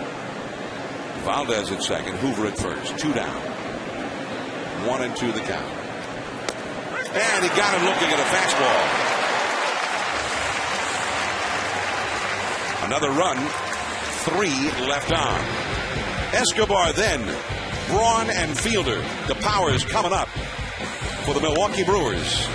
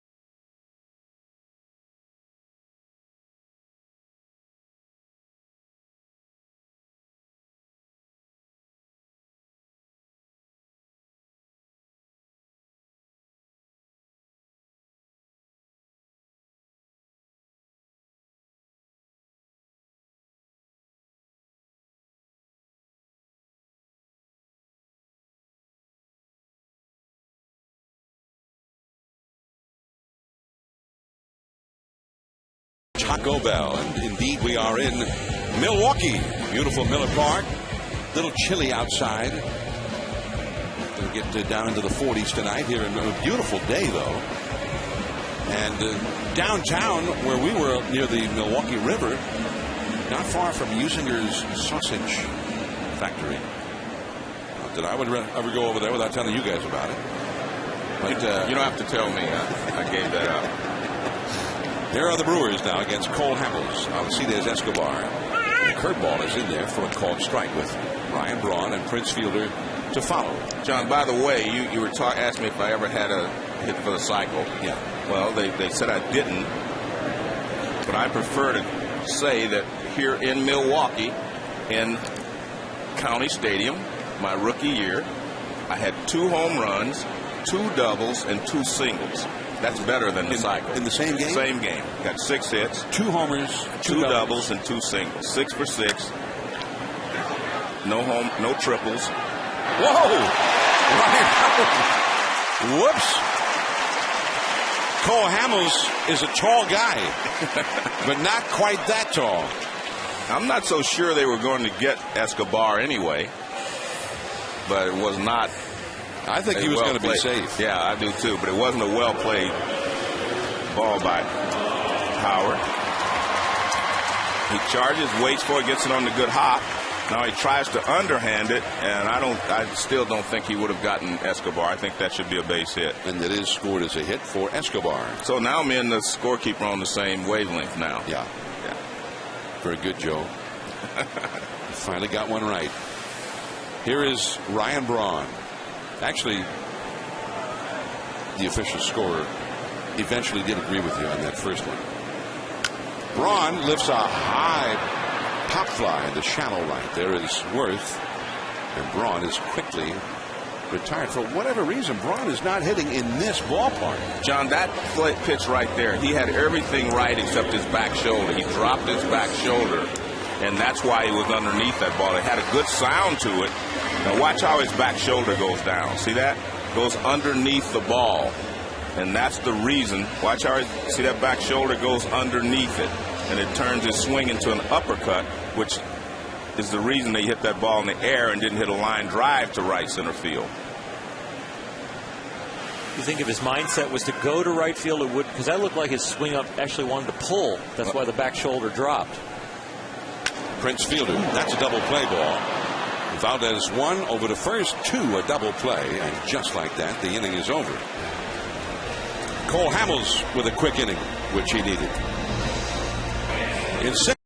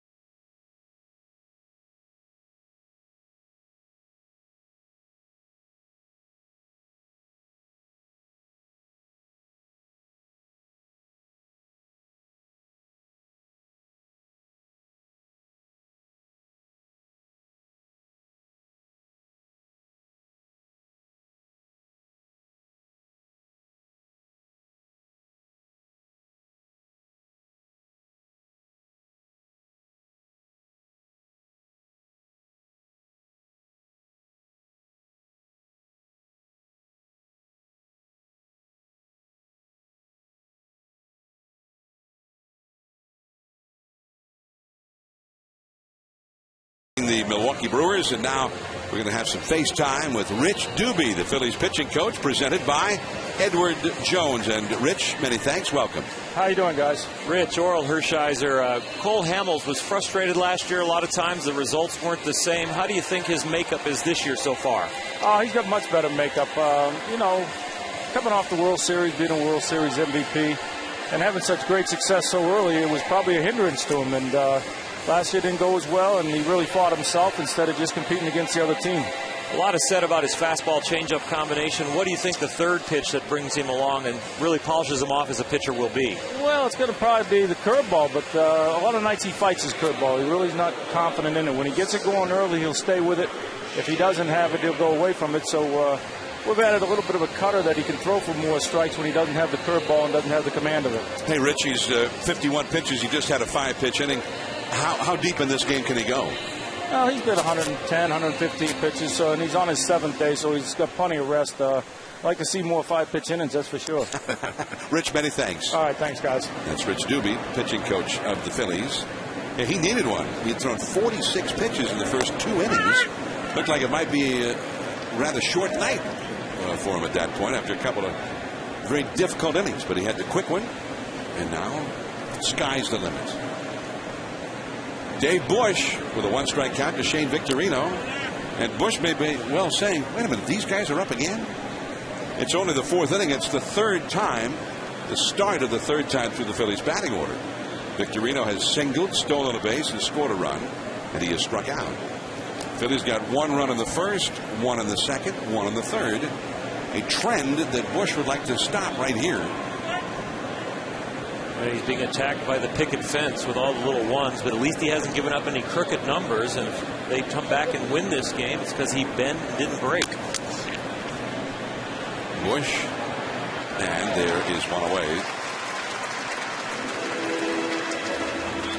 Rich Doobie was talking about Hamels back in 2008 when he was the World Series and National League Championship Series MVP. Threw more than 262 innings. He had the lowest on-base average against in the majors that year. But last year, 10-11, ERA above 4, his first major league season with a losing record. And it was the worst ERA of his career up to that point. He had, despite that season last year, this past Wednesday marked the 4th anniversary of his major league debut. So in his first 4 seasons in the big leagues from his debut day, 51 wins for him. That's the 3rd most 4 years in Phillies history, as that ball is caught in center by Garrett off the bat of Polanco. Polanco is 1 for 3. And now Chase Utley will come up. So only Robin Roberts, the Hall of Famer, who passed away about a week and a half ago, and Art Mahaffey, who was a Phillies pitcher back in the 50s into the 60s, had more wins in their first 4 full years in the big leagues than Cole Hamels for the Phillies. And this is Chase Utley at the plate now. He's 0 for 2 against Bush. That's a foul ball. 0-1. Well, Hamels, in so many ways, could be the key to whether the Phillies get back to the series or not. They've got the ace now, Roy Halladay.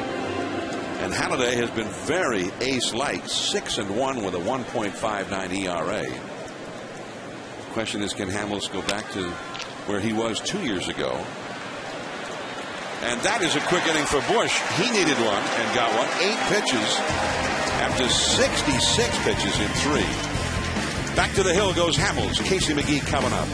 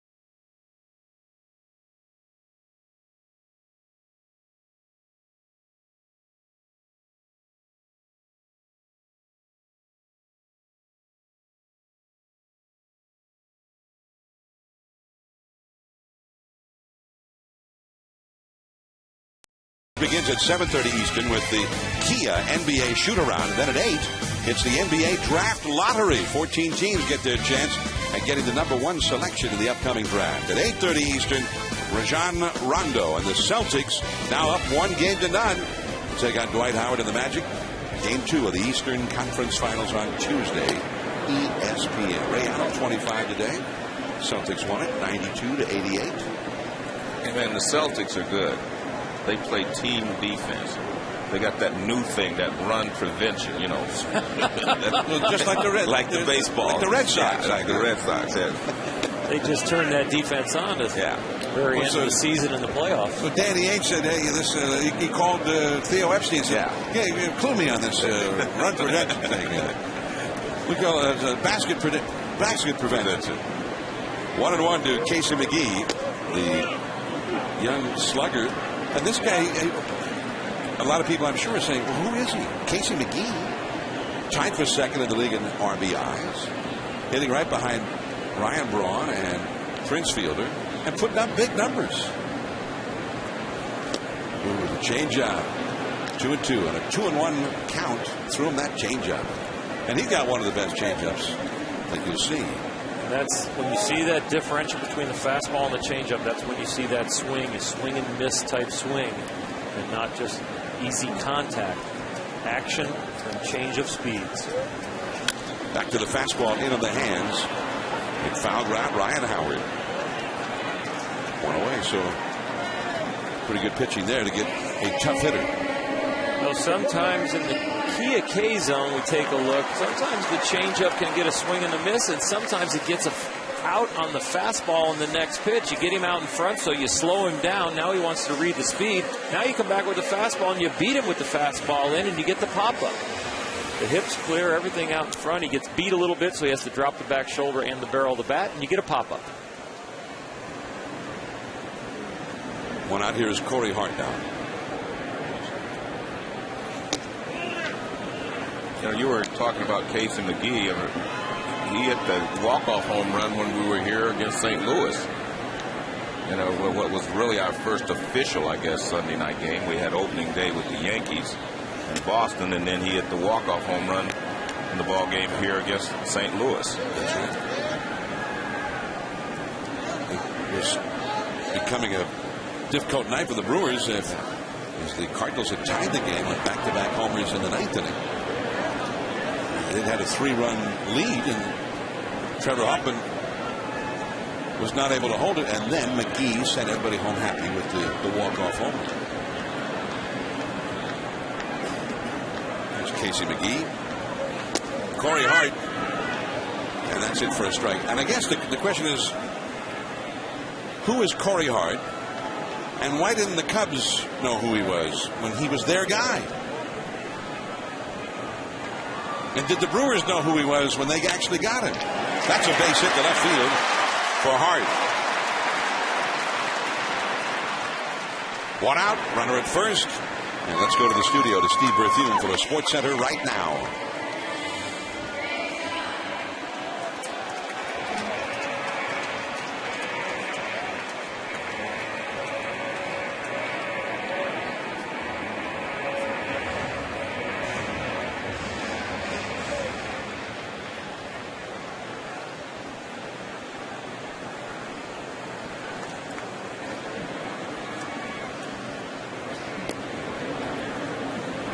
There's a ball to Greg Zahn. Casey McGee,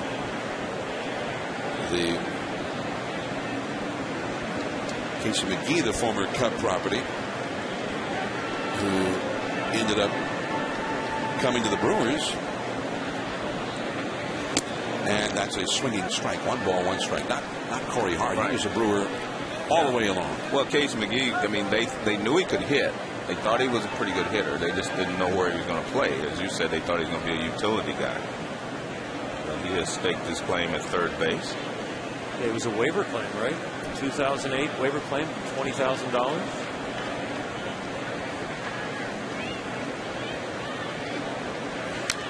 So Casey McGee, and nobody knew about it. How can he be this good and nobody seemed to know about it?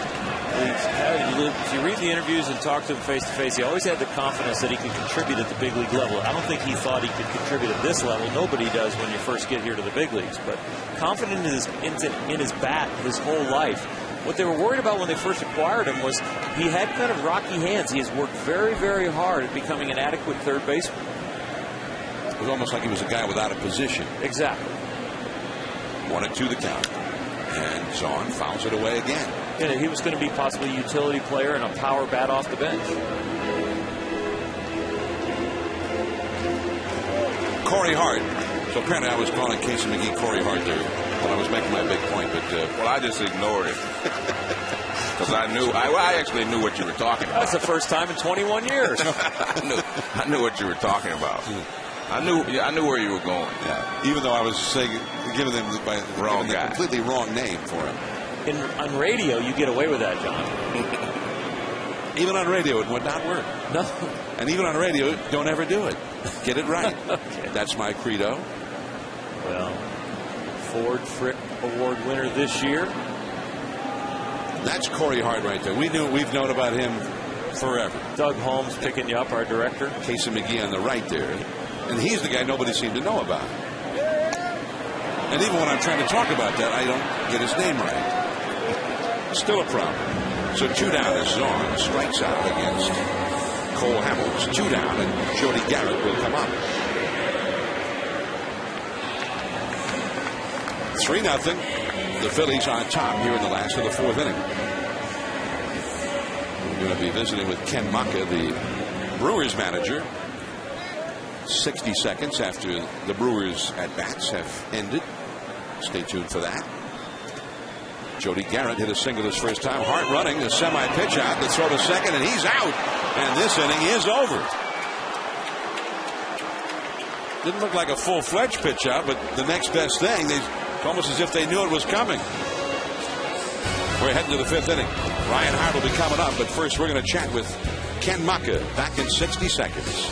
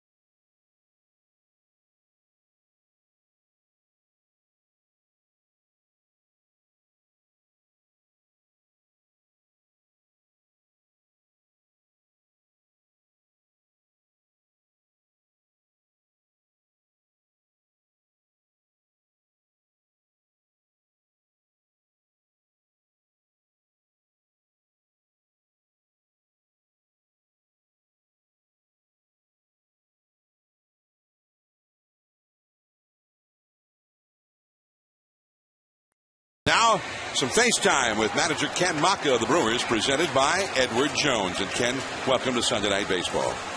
Hey, Ken, it's Joe Morgan. You know, most teams always feel they're going to play well at home. Your team has not played well at home. Do you have any answers for that?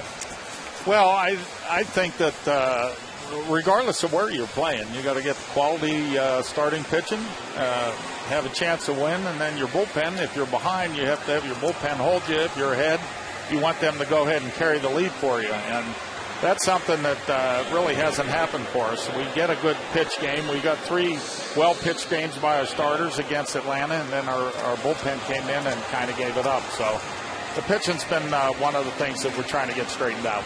Give me a quick evaluation of Bush tonight on the short. You know, he was not scheduled to start, but he looks like he's doing a good job. How do you feel about his performance? I thought he'd done pretty well. I think the 3rd inning, he got the first 2 hitters out with 3 pitches, and then it took him about 18 more pitches to get the last out. So he's done fine. You know, we're still in the game here. A couple more zeros. Maybe we can break through and make it interesting.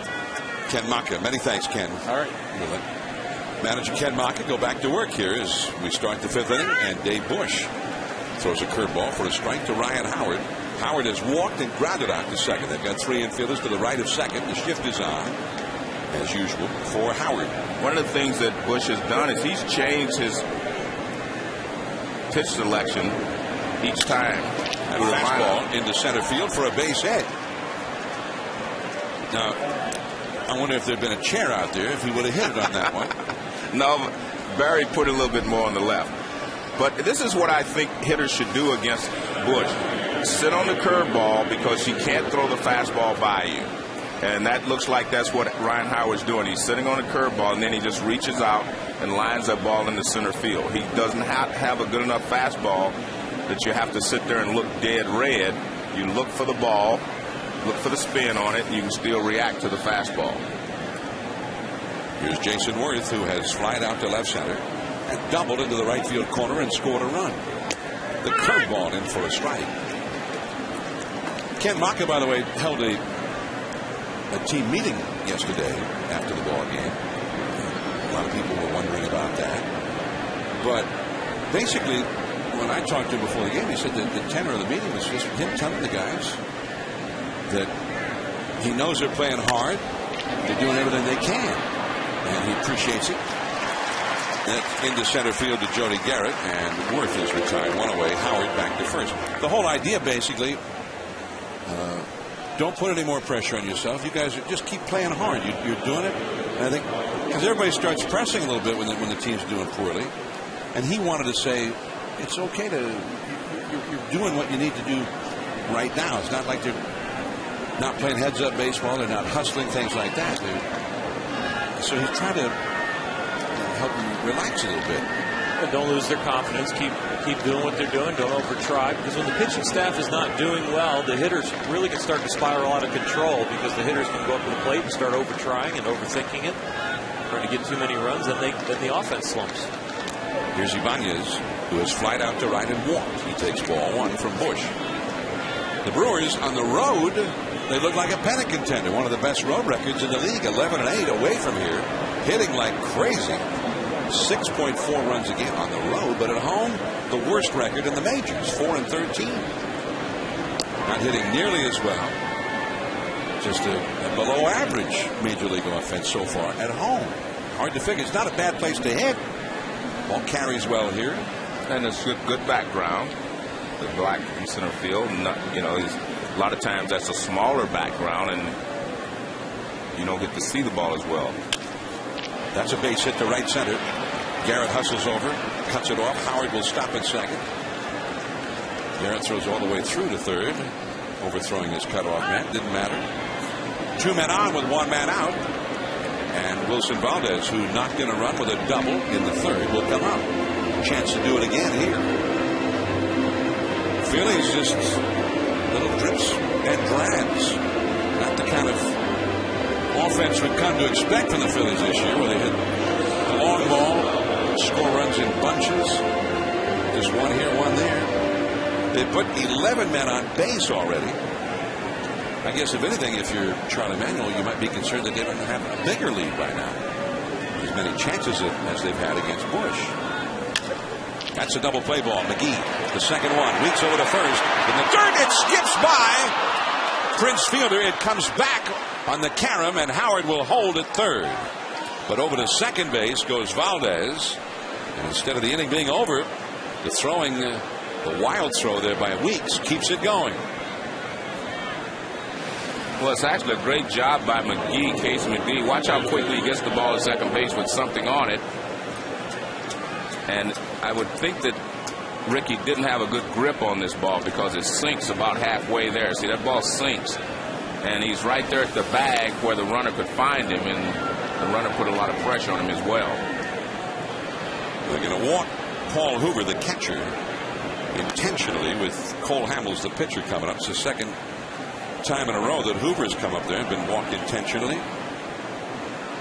So the bases will be loaded again for Cole Hamels, who has an RBI double tonight, but who struck out with the bases loaded in the third in this same scenario. And ball 3. Ricky Weeks, by the way, that's his second error tonight. He had only made 1 error this year until tonight. Well, watch Hart. McGee, he gets the ball to him quickly. Good throw. He stands straddling the bag, which allows Ibanez a chance to get on him. But I'm still not sure he had a good grip on the ball because it looked like it sunk about 3/4 of the way to first base.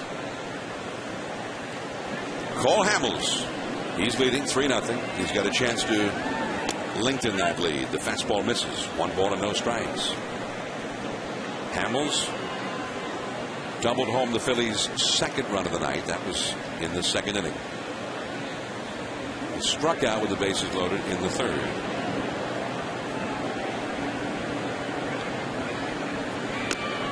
Two and 0. So Bush, I suppose, has made Hamels an even better hitter now. Well, he's pitched himself into a hitter's count. Hamels, 3 hits in 17 at bats for the year. 2 doubles, 2 batted in. On the move, Ryan Braun gets there. 3 more stranded. The Phillies have left 9 men on base already in 5 innings. 3-0 Philly after 4.5.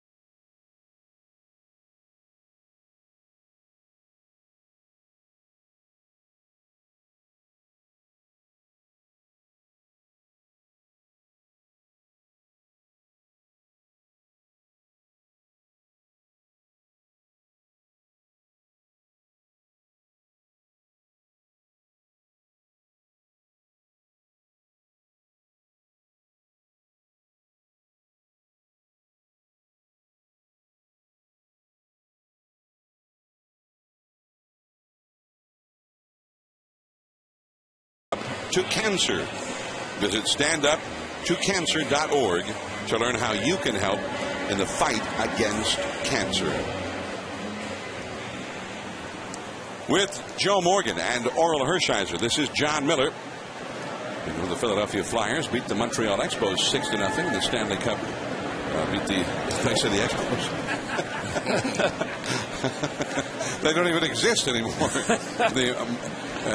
The Canadiens du Montréal were beaten by the Flyers tonight 6-0 in the Stanley Cup playoffs. And perhaps some viewers from that are with us now, and we're in the last of the 5th inning at Miller Park, where the 2-time defending National League champion Phillies have a 3-0 lead over the hometown Brewers. Jody Garrett, the 8th place hitter, facing Cole Hamels here. Down the left field line and foul ground, and not catchable into the stands beyond the tarp that is rolled up and stored in against the box seat railing there. And a good hustle by Polanco, the third baseman, and Valdez, the shortstop.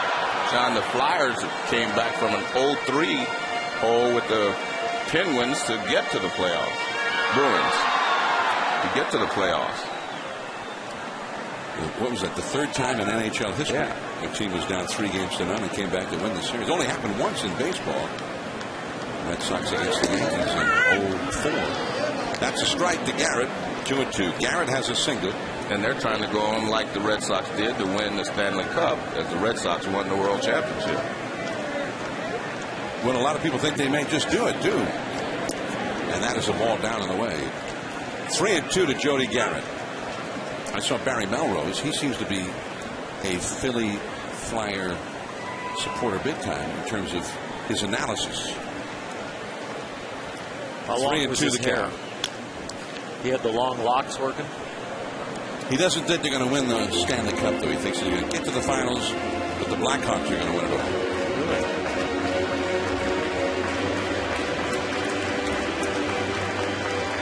3-2. His hair? I didn't even notice. 3-2 the count to Garrett, leading off against Cole Hamels. He's allowed 4 hits. He's had 3 strikeouts. He's walked a couple. And he's now thrown 73 pitches for the night. 3-2 the count. And it's a walk. Quite a battle there from Jody Garrett. Coaxing a walk out of Hamels, and that will allow Dave Bush a chance to bunt him up.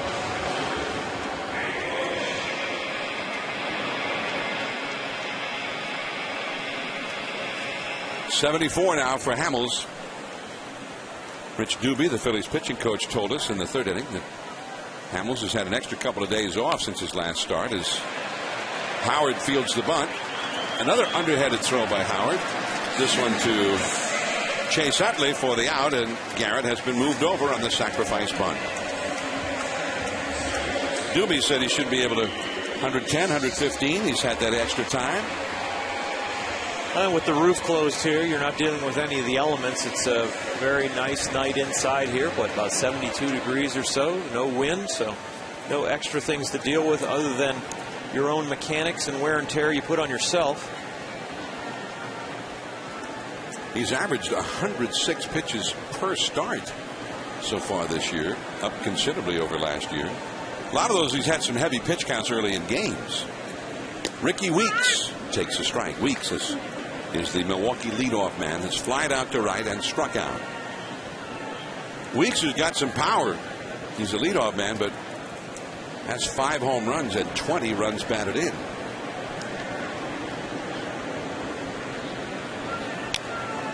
Back to the screen on the changeup. The Brewers not getting any offense from their top 3 hitters in the lineup in the series. And again tonight, Weeks is 0 for 2. Escobar with a walk and a single hitting second. And then Braun, the 3rd place hitter, 0 for 2. And in the series, those top 3 hitters, 3 for 33. Hadn't been the same 3 hitters all 3 games, but whoever's been hitting in that first 3, they have not been producing. And that means not many RBI opportunities for the slugger Prince Fielder. We talked about that with the Phillies, how Jimmy Rollins is out, but Shane Victorino doing a great job in the leadoff hole.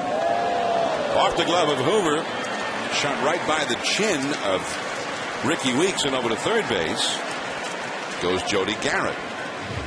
That was interesting because Ricky Weeks didn't get out of the way. He didn't really move. Maybe he didn't see that pitch well. Scored as a wild pitch. I mean, watch, this ball goes past him before he moves.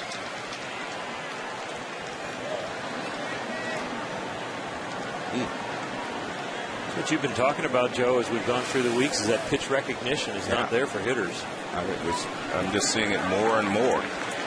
They're not recognizing the pitch out of the pitcher's hand. And they're almost like the only way that can happen is that they're looking to a hitting zone almost and not really picking the ball up when it's out of that zone. That's what it seems like. They're looking in a certain area to try to drive the ball, whether it's going to left field, right field, and they're not picking the ball up as quickly out of the pitcher's hand. Infield back, normal depth with a runner at third, 1 out, and a pop-up. Weeks very disgustedly throws his bat down as he trots to first. Utley with the catch. Just a ground ball to the middle infield would have gotten a run in there. I'll tell you what, Cole Hamels has the Brewers frustrated because of the fastball changeup combination. The changeup slows him down. Even when it's out of the strike zone, he can go changeup and then fastball in. Gets Corey Hart to fly out deep to center. Changeup here to Weeks, and then fastball up. you're late. Now in the strike zone, get him to swing and miss, and then fastball, you get a pop up to first base. Just give a little, take a little off, and Cole Hamels has got the Brewers in the palm of his hand right now. Now it will take a hit or a Phillies mistake to get a run home on Cedés Escobar. It's 0-1. No, one of the reasons he's so successful with that is because you can't see him slow his body down or his arm speed down. As a hitter, you look for him to slow his arm speed down. It'll tell you it's a changeup or a curveball, and he doesn't do that.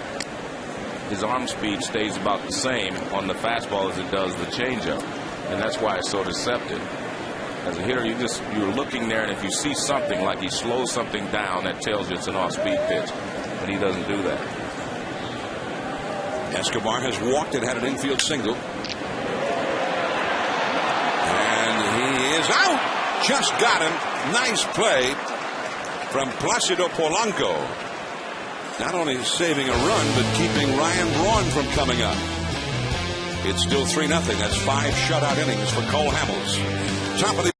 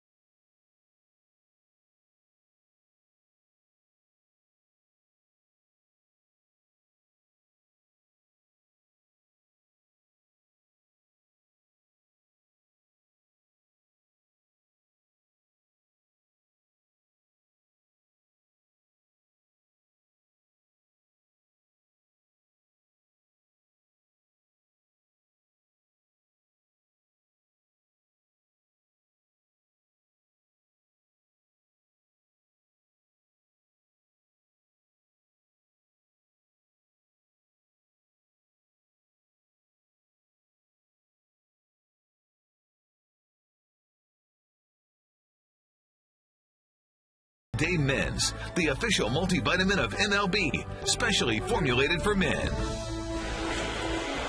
In 1970, the first Bernie Brewer sat atop the scoreboard at Milwaukee County Stadium. In October 2000, the owners of Lakefront Brewery in Milwaukee paid $18,000 for Bernie Brewer's chalet, beer barrel, mug, slide, and binoculars, the full Monty. They're all on display at the brewery today. The new Bernie Brewer's slide has got Bob Uecker's home run call up above Bernie's dugout. Get up, get up, get out of here, go.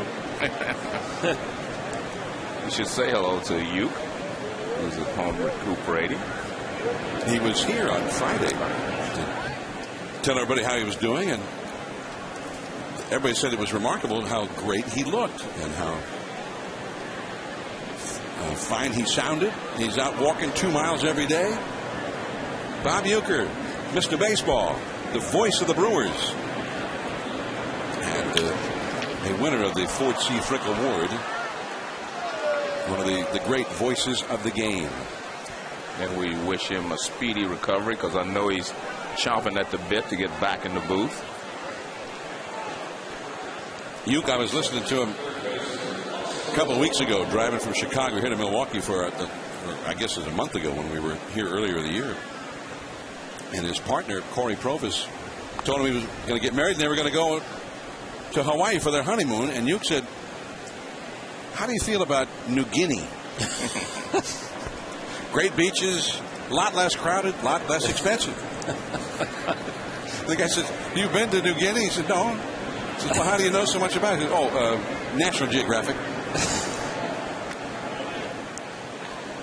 There's ball one to Plácido Polanco. Bob Uecker, a major league catcher, and he was not a very good hitter, and he has had a lot of fun sort of doing comedy routines about that. Is Rick Peterson, the pitching coach, going to come out now to talk to Dave Bush with nobody out, runner at first, and a 1-ball, no strike count to Polanco.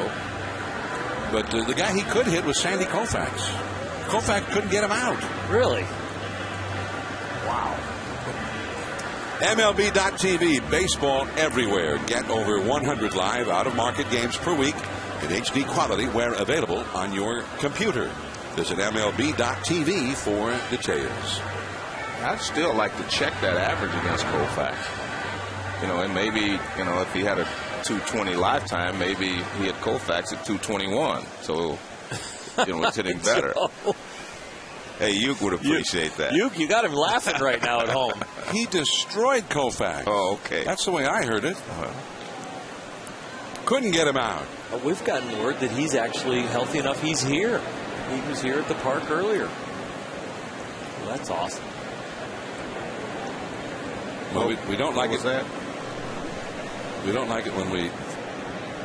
No, we were talking about Bob Uecker there, Joe. He was 7 for 38 with a home run. That was his lifetime numbers against. That's what I'm telling you. I mean, I don't know of anyone that just pounded on Sandy Koufax. I mean, even the great Hank Aaron and Willie Mays and those guys didn't just pound on Koufax. Well, he pounded on him. Then there was 7 for 38. There was a time early in his career where Koufax got him out a lot. Oh, okay. That must have been the last few times. So he got him 0 for 30, and then he went 7 for 8. Is that what you're saying? Okay. You're killing me with all these facts. Praising Uke for a little-known aspect of his career. Well, you were talking about Uke and comedy, and the best line was one about the how do you catch a knuckleball? You watch it go by, you run back to the backstop, and when it stops rolling, you pick it up. 1 ball, 1 strike to Polanco. Bob Uecker, a baseball treasure here in Milwaukee, the voice of the Brewers. He grew up here.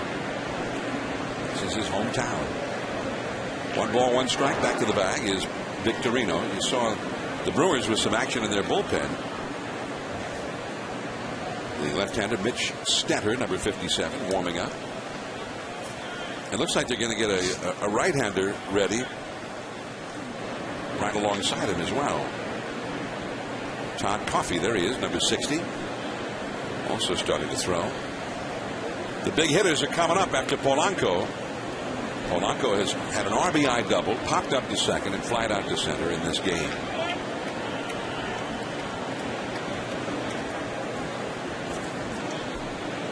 We're in the 6th inning here.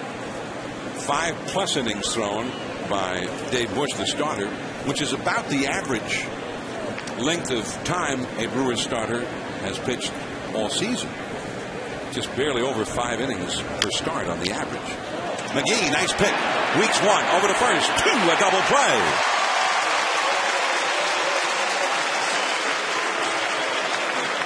Another nice play by McGee and a good feed over to Weeks at second base. I mean, this is a tough hop.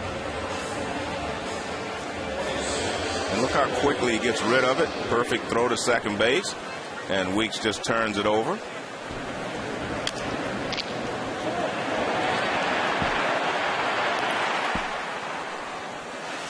Very slick. That first throw is always the most important. The feed. So 2 down and nobody on as Utley comes up. He has gone 0 for 3 so far against Bush. Curve in the dirt for ball 1. As Bush is closing in on 100 pitches for the night. Well, that double play right there gives him a chance to get a decision other than an L as a possibility. Could have had a chance as an L or a no decision, but if he can finish this inning, they come back. He's got a chance at a W still.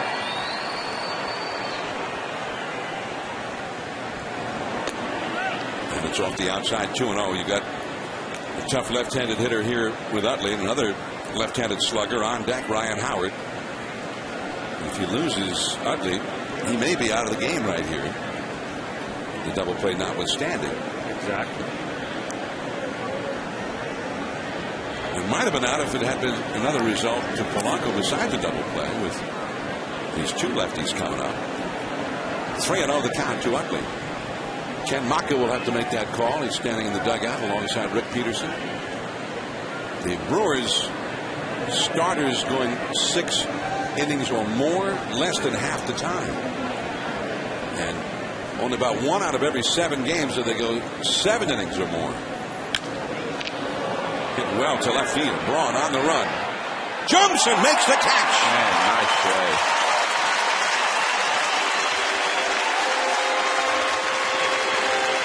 Bush has completed 6.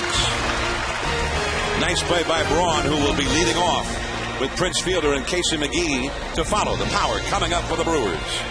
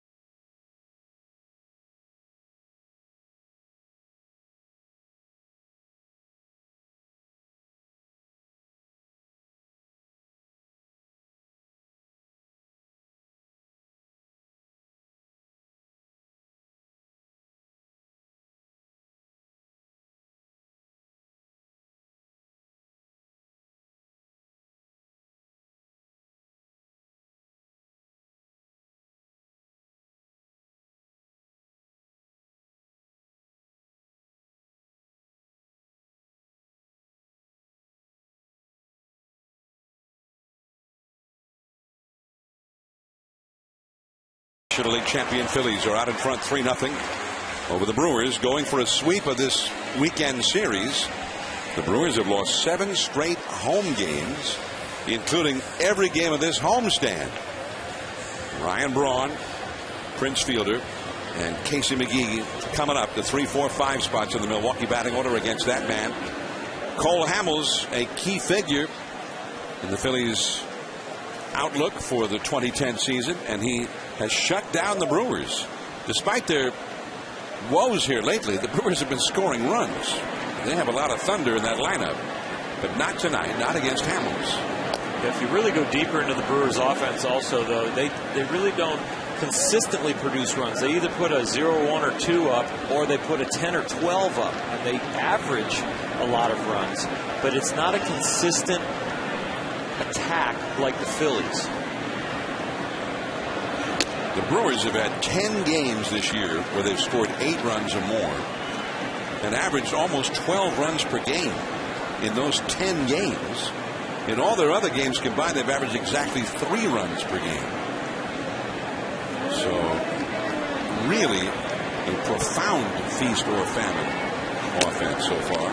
That's why I don't put as much value to run differential as some people do, because how many games did you actually win when you put up those big numbers? How many did you lose when you put up the smaller numbers?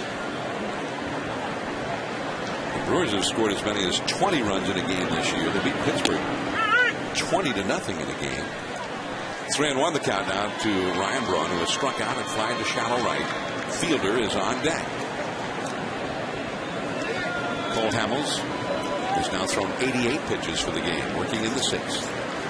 4-hit shutout going. On the outside corner, Braun thought he had a walk.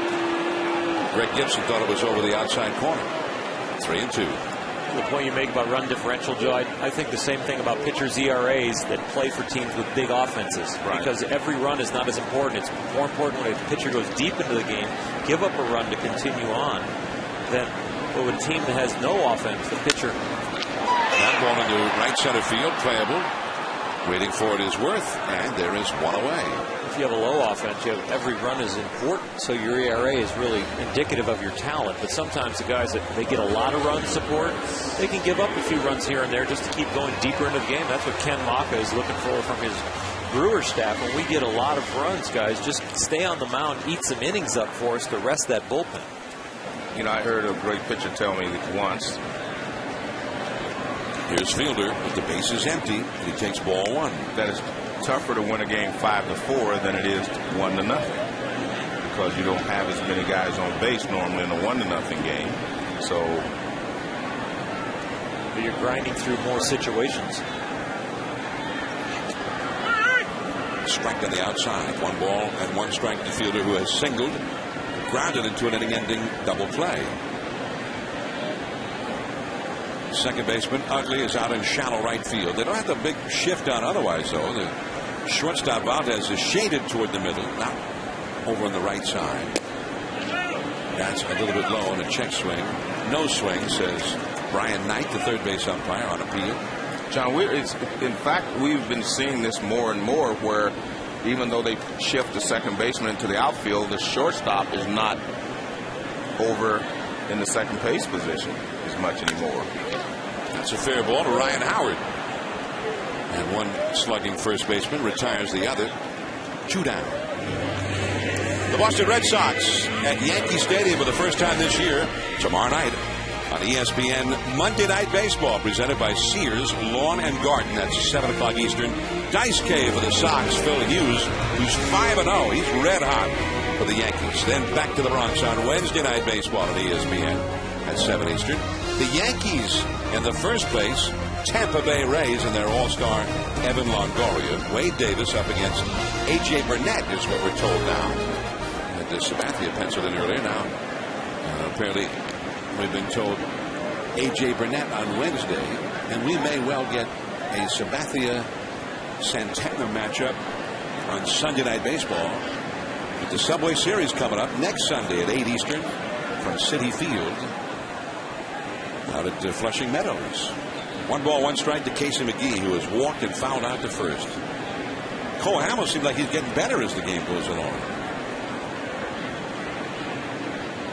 They left the bases loaded against him in the first inning, and they haven't really had many chances of any significance since. They got a single in the second with 1 out, a single in the third, a single in the fourth, a walk in the fifth. 2 down, nobody on here in the 6th. Fastball on the inside corner. 2-2. Roy Halladay looking on. And he has been every good as hoped for as a Philly. Maybe even better. And they're hoping that Hamels can become that second ace. Changeup is belted. Deep left center on its way and into the bullpen. Casey McGee with a long home run. Now, he was so upset about popping up his last time up. And I mean, he was grinding on the bench. So he comes back this time and takes that same pitch and hits it over the left center field wall. That's what you call adjusting. Because it appeared to me in that entire bat he was trying to get a changeup. That's why he took the 2-1 fastball in. He was looking for a changeup away. Now Corey Hart, who has flied out deep to center and singled. You know, he showed a picture of Doc Halladay. You know what? He has, I was looking at active complete game leaders. And he is the leader. He has 52 career complete games. But guess what? That ranks in a tie for 800th place on the all-time list. Well, we were talking last week about Robin Roberts, who had 304. Of course, Halladay is not finished with his career, so you expect him to put up a few more. I don't think he's going to get to 304. No. That's a pretty amazing number. Yeah. 1-2 to Hart. That fastball is fouled Robin Roberts, by the way, got to know most of these current Phillies pitchers. He was often at the ballpark. Cole Hamels said that the great thing about Robin Roberts, he would give him tips and useful tips. And he said he had a way of doing it where it did not sound like a criticism. Yeah, very positive. That's hooked down the left field line. Foul. Still 1-2. I told you he taught me to throw from second base. But it was, again, like you're saying, it was a positive thing. He said, I want you to get 4 at-bats. I want you to stay in the game. And if you don't start throwing better, they're going to start taking you out for defense. That was pretty positive. Robin Roberts, who passed away 10 days ago, Hall of Famer, 19 years in the big leagues, 286 victories, 6 consecutive 20-win seasons as Hart drives one. Deep left field, way back there, and goodbye!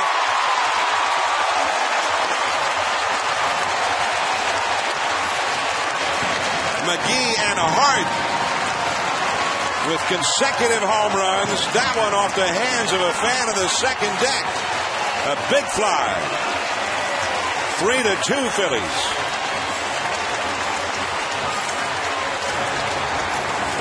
Now McGee hits a changeup, and Hart hits a fastball. This is kind of emblematic of why maybe Cole Hamels needs a third pitch. We've only seen a cutter and a curveball from him tonight, maybe 1 or 2 each.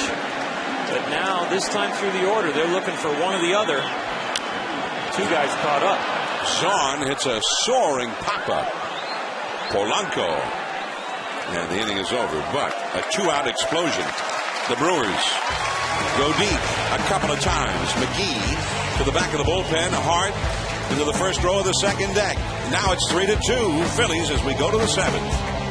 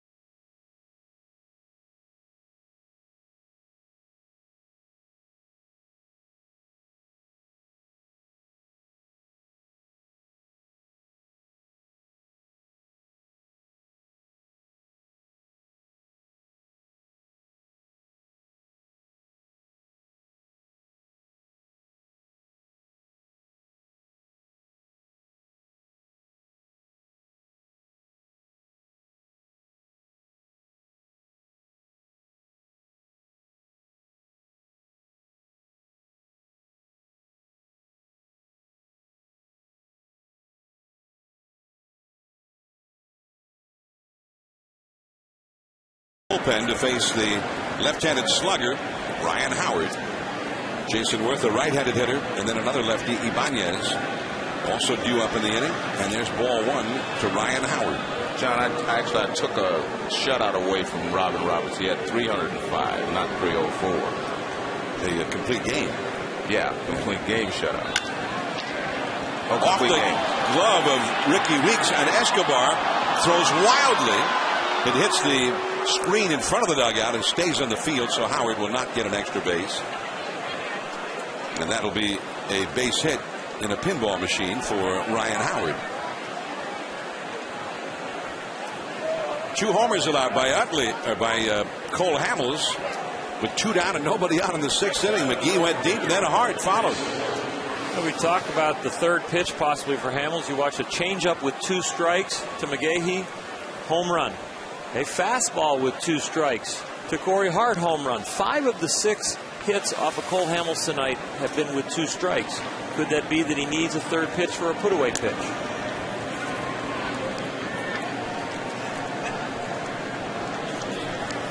One ball and no strikes account to Jason Worth. Worth has flied out to left center, doubled to right and scored a run, and lined out to center to count 1-1.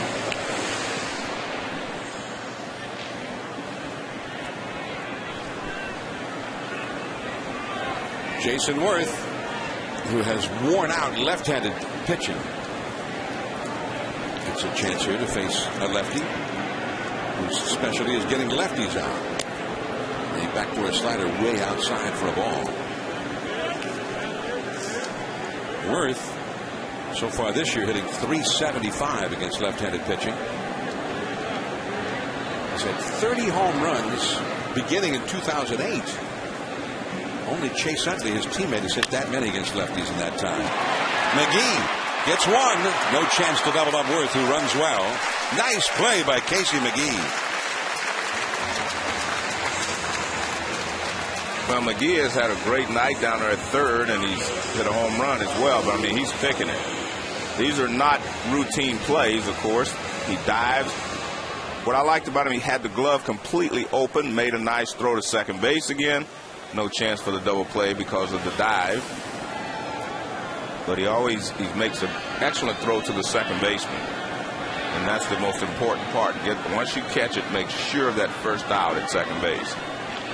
He's made great strides since he got to the big leagues in his defense, because those were not the kind of plays that they saw when he was in the minor leagues. They brought him over with his bat, not for his glove. Stetter, the left-handed specialist, to face another left-hander here, Ibanez. And the right-hander, Todd Coffey, is warming up in the bullpen. So this, one way or the other, may be the last man that Stetter faces. The Brewers bullpen as a group has had a horrendous homestand. You see those numbers again, you'll see that it's been an avalanche of runs. There's Coffey out in the bullpen.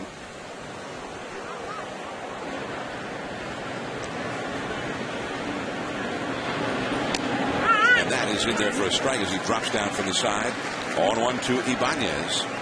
The bullpen has given up 24 runs in their last 5 games. 26 there. Go back 1 extra game.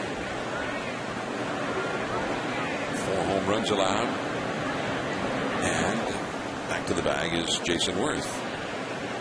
Worth had 20 steals last year. There's Ken Maka.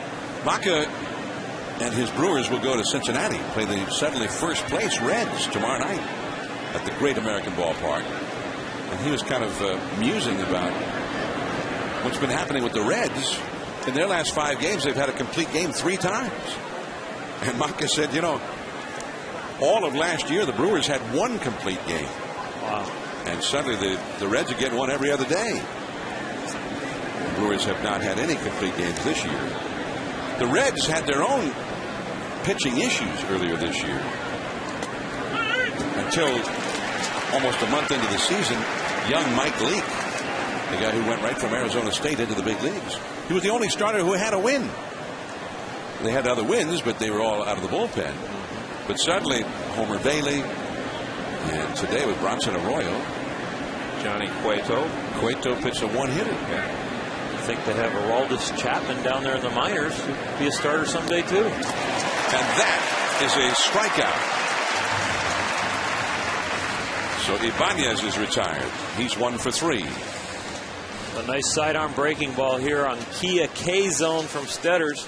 drops down there to low 3/4 sweeper and has to look like a strike the whole way into the plate, but ends up low and away. Now Rick Peterson is going to go to the mound. You got the right-handed hitting Valdez up. And they have the right-hander Coffey ready in the bullpen. The other aspect to think about is when the Brewers bat in the last of the 7th, the pitcher's spot is due up second. So if he could get Stetter to finish this inning, then he could just go ahead and pinch hit for him. And pinch hitting is an issue for the Brewers tonight because they're a little short-handed on the bench. If the leadoff hitter can get on, if Garrett can get on, you can use the pitcher to bunt him over. They only have left-handers, and one of those is hurting. Jim Edmonds is not available with an oblique muscle strain. The Phillies have a left-hander warming up in their bullpen as we speak. Cole Hamels has thrown 106 pitches in 6 innings and may be finished for the night. So here's Valdez. Way outside. Valdez has bunted into an out, doubled home a run, and grounded into a force play. And now Zorn will go out. There's J.C. Romero, the left-hander, warming up in the Phillies bullpen.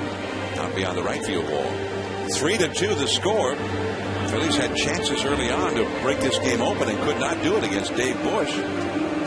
Bush ended up going 6, allowed 3 runs, 9 hits. And then Cole Hamels with 2 down in the 6th inning, just 1 out away from ending the inning. Got lit up by Casey McGee and Corey Hart, who went back-to-back with home runs to make it a 1-run game. Worth, the runner at first. Stetter takes notice.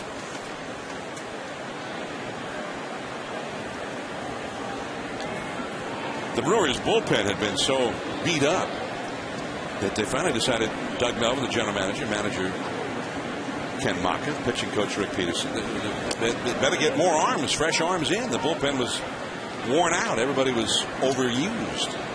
So they brought in Axford from the minor leagues. They have 13 pitchers right now, and that means only 4 extra players, non-pitchers on the bench, and one of those is hurt, Jim Edmonds. 2-0 the count. Way outside. Stetter retired the only right-handed hitter that he has faced in this inning so far, Jason Worth, as Coffey gets ready in the bullpen. Another right-handed hitter, Paul Hoover, is on deck. Stetter having a hard time even coming close to the strike zone here to Wilson Valdez. Worth back to the bag at first. 3 runs, 10 hits for the Phillies. 2 runs, 6 hits, and 2 errors for the Brewers. Got the call there, the low strike, and it's 3-1. Big crowd at Miller Park. They've drawn 3 million plus here in each of the last 2 years. And if they can get into the pennant race and stay there for most of the summer, they may do it again. And he popped him up. Ricky Weeks. A circuitous route going for that one. But get it, he did. Maybe some wind came up inside here. I don't know.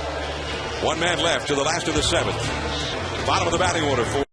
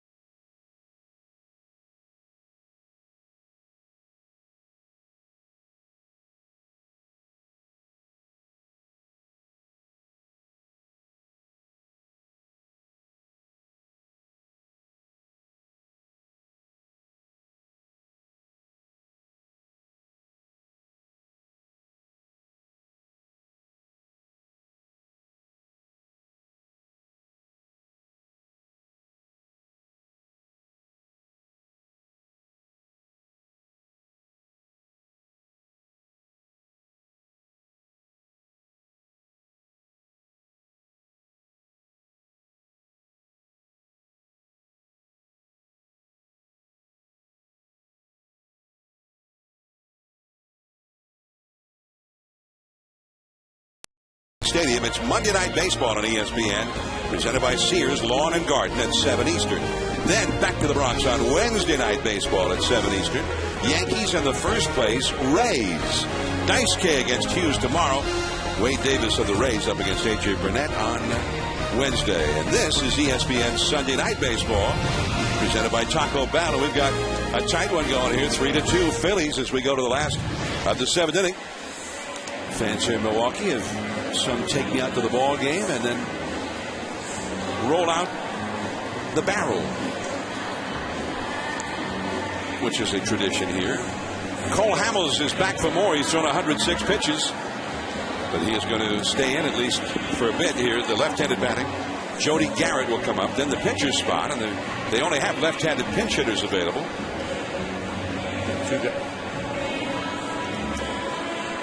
The bullpen is busy for the Phillies as well, with the right-hander Chad Durbin, the left-handed J.C. Romero warming up.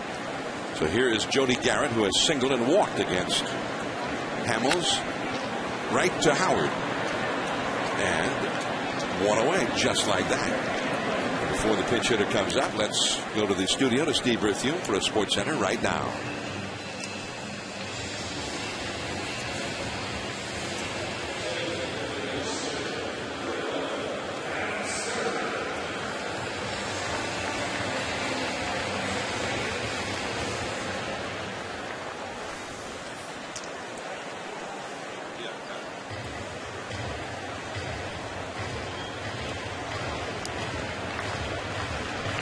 Steve, thanks. And here's Adam Stern. And by the way, the Brewers did bring up an extra pitcher, as we mentioned, to go with 13 pitchers. Adam Stern was the man who was going to be sent back to the minors, but he never left Milwaukee. Then when Jim Edmonds had that oblique strain, then they thought, well, then we may need to keep him here. But today what happened was they had to put Doug Davis on the disabled list. And so Adam Stern was reactivated and is back on the roster. Ground ball to Chase Utley, and Adam Stern is promptly retired. Again, the Brewers only have left-handed pinch hitters available, so they had to set up the lefty against the left-hander here, Cole Hamels. And now with the right-handed batting, Ricky Weeks coming up. That's going to be all for Cole Hamels, who dispatched his two hitters post-haste. 3 pitches and out. And 109 pitches for the night. He is finished after 6 2/3. So Durbin will be brought in for the bullpen as the Phillies try and nurse this 1-run lead. Ricky Weeks coming up. Durbin coming in to face him. We'll be back.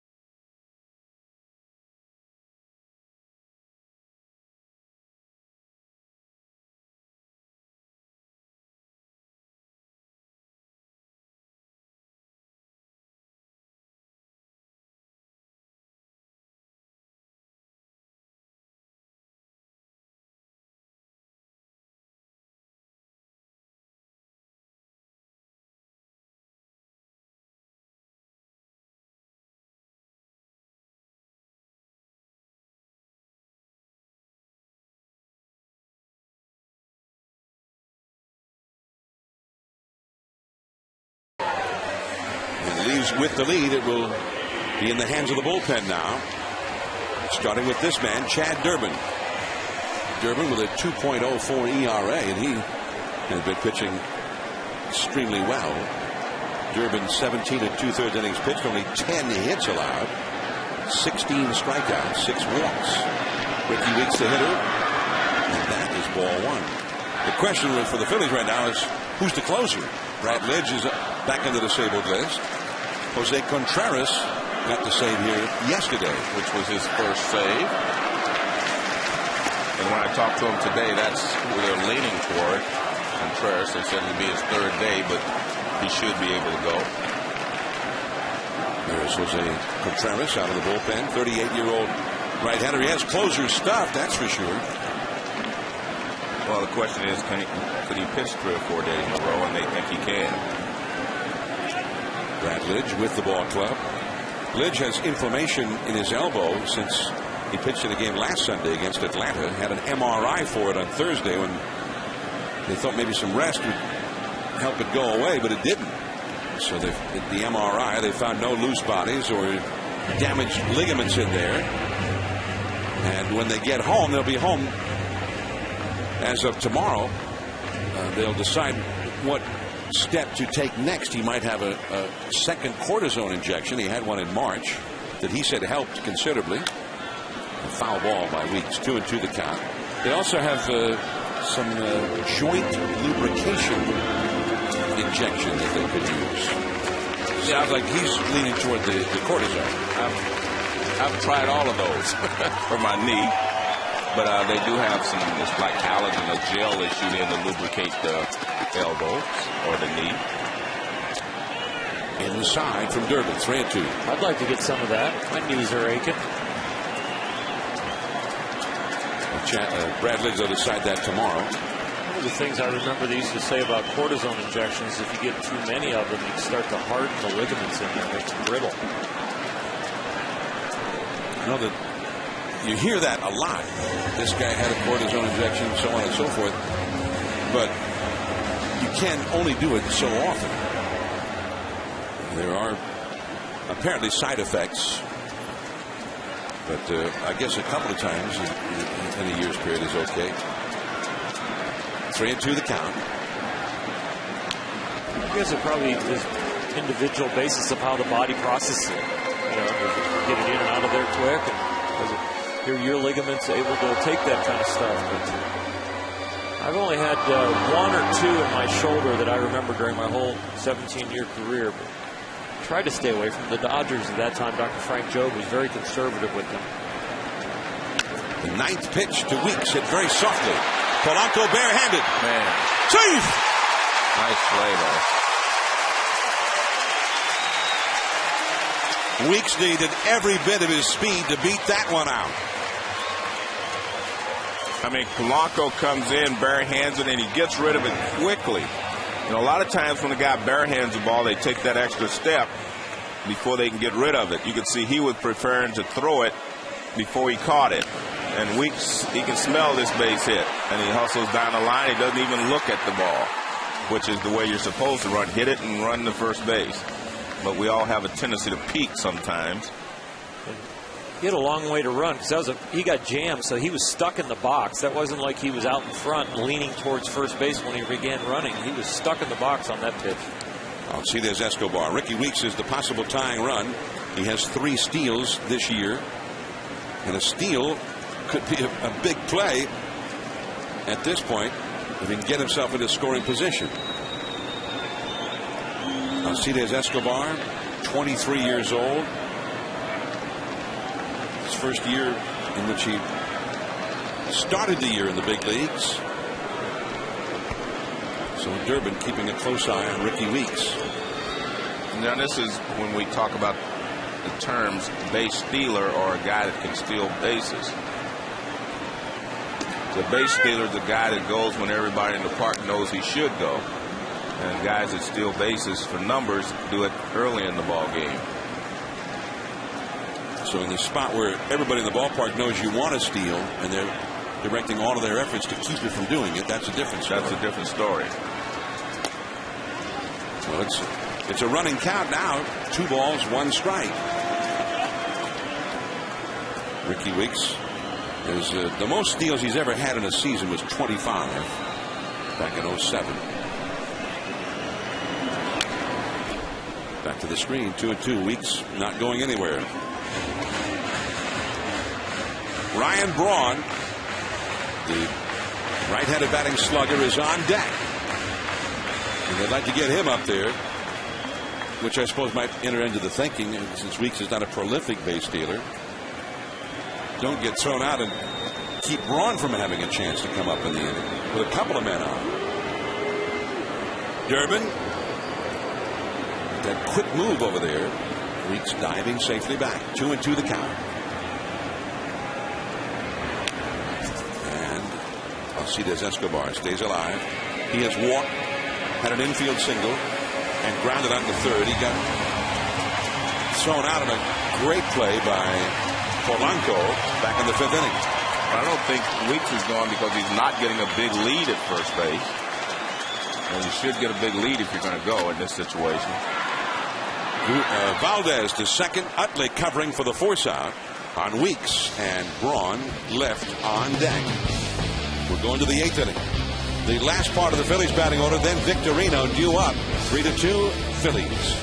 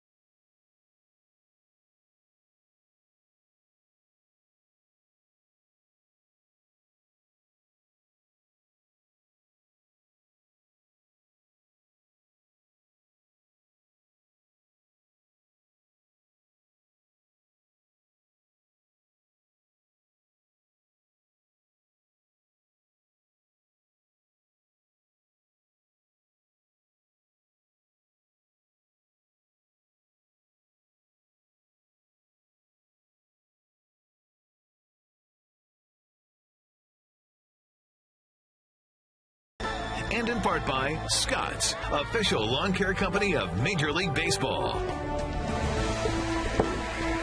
Miller Park in Milwaukee, Sunday Night Baseball, our 21st season of baseball on ESPN. Every Sunday night at 8 Eastern. I'm John Miller with Joe Morgan and Oral Hershiser. Happy to have you with us. And Cole Hamels, 6 2/3 innings, leaves with a 3-2 lead.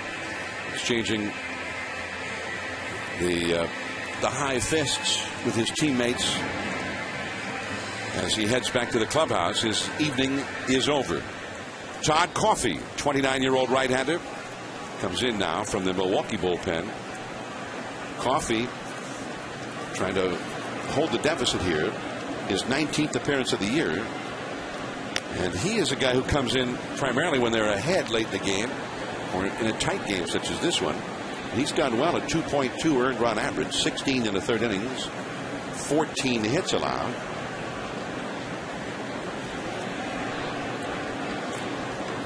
Paul Hoover, the backup catcher, with Carlos Ruiz out with a strained knee.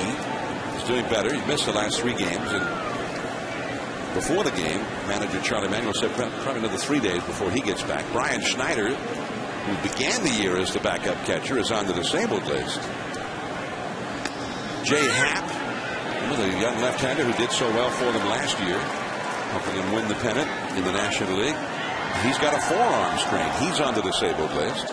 Ryan Madsen, who was the closer with Lidge on the disabled list, blew a save in San Francisco and then in frustration kicked a chair and broke a toe, and he's on the disabled list. That's a called strike, and it's 2-2 to Hoover, who has doubled and twice been walked intentionally. Jimmy Rollins, the leadoff man, the shortstop, and the man in this Phillies lineup, former National League MVP. He's been on the disabled list since the early part of the season with a calf muscle pull. They're hoping he might be back next weekend. That ball is foul off the right field side into the second deck. 2-2. I'm sure they'll be happy if he's back even before next weekend. But yeah, I think he'll be back before then, because they said that when I talked to him earlier today, they said they talked to Jim and he said he felt great and he was ready. That could be just anxiety. He's ready to get back into the game.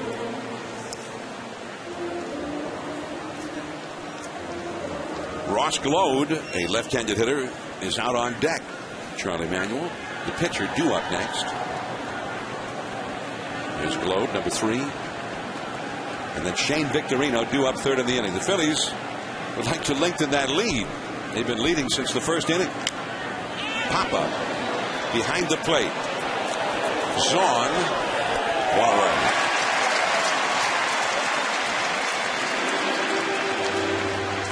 Well, the Phillies are ahead 3-2 because of Cole Hamels' effort. And tonight, the changeup was outstanding. He has the one with the action, the good depth there, and the change of speed. He also could throw it for a strike and get a swing and miss. Had the Brewers out in front. Fastball changeup combination frustrated these Brewers, made him hit it weakly, but he came up with a solid effort.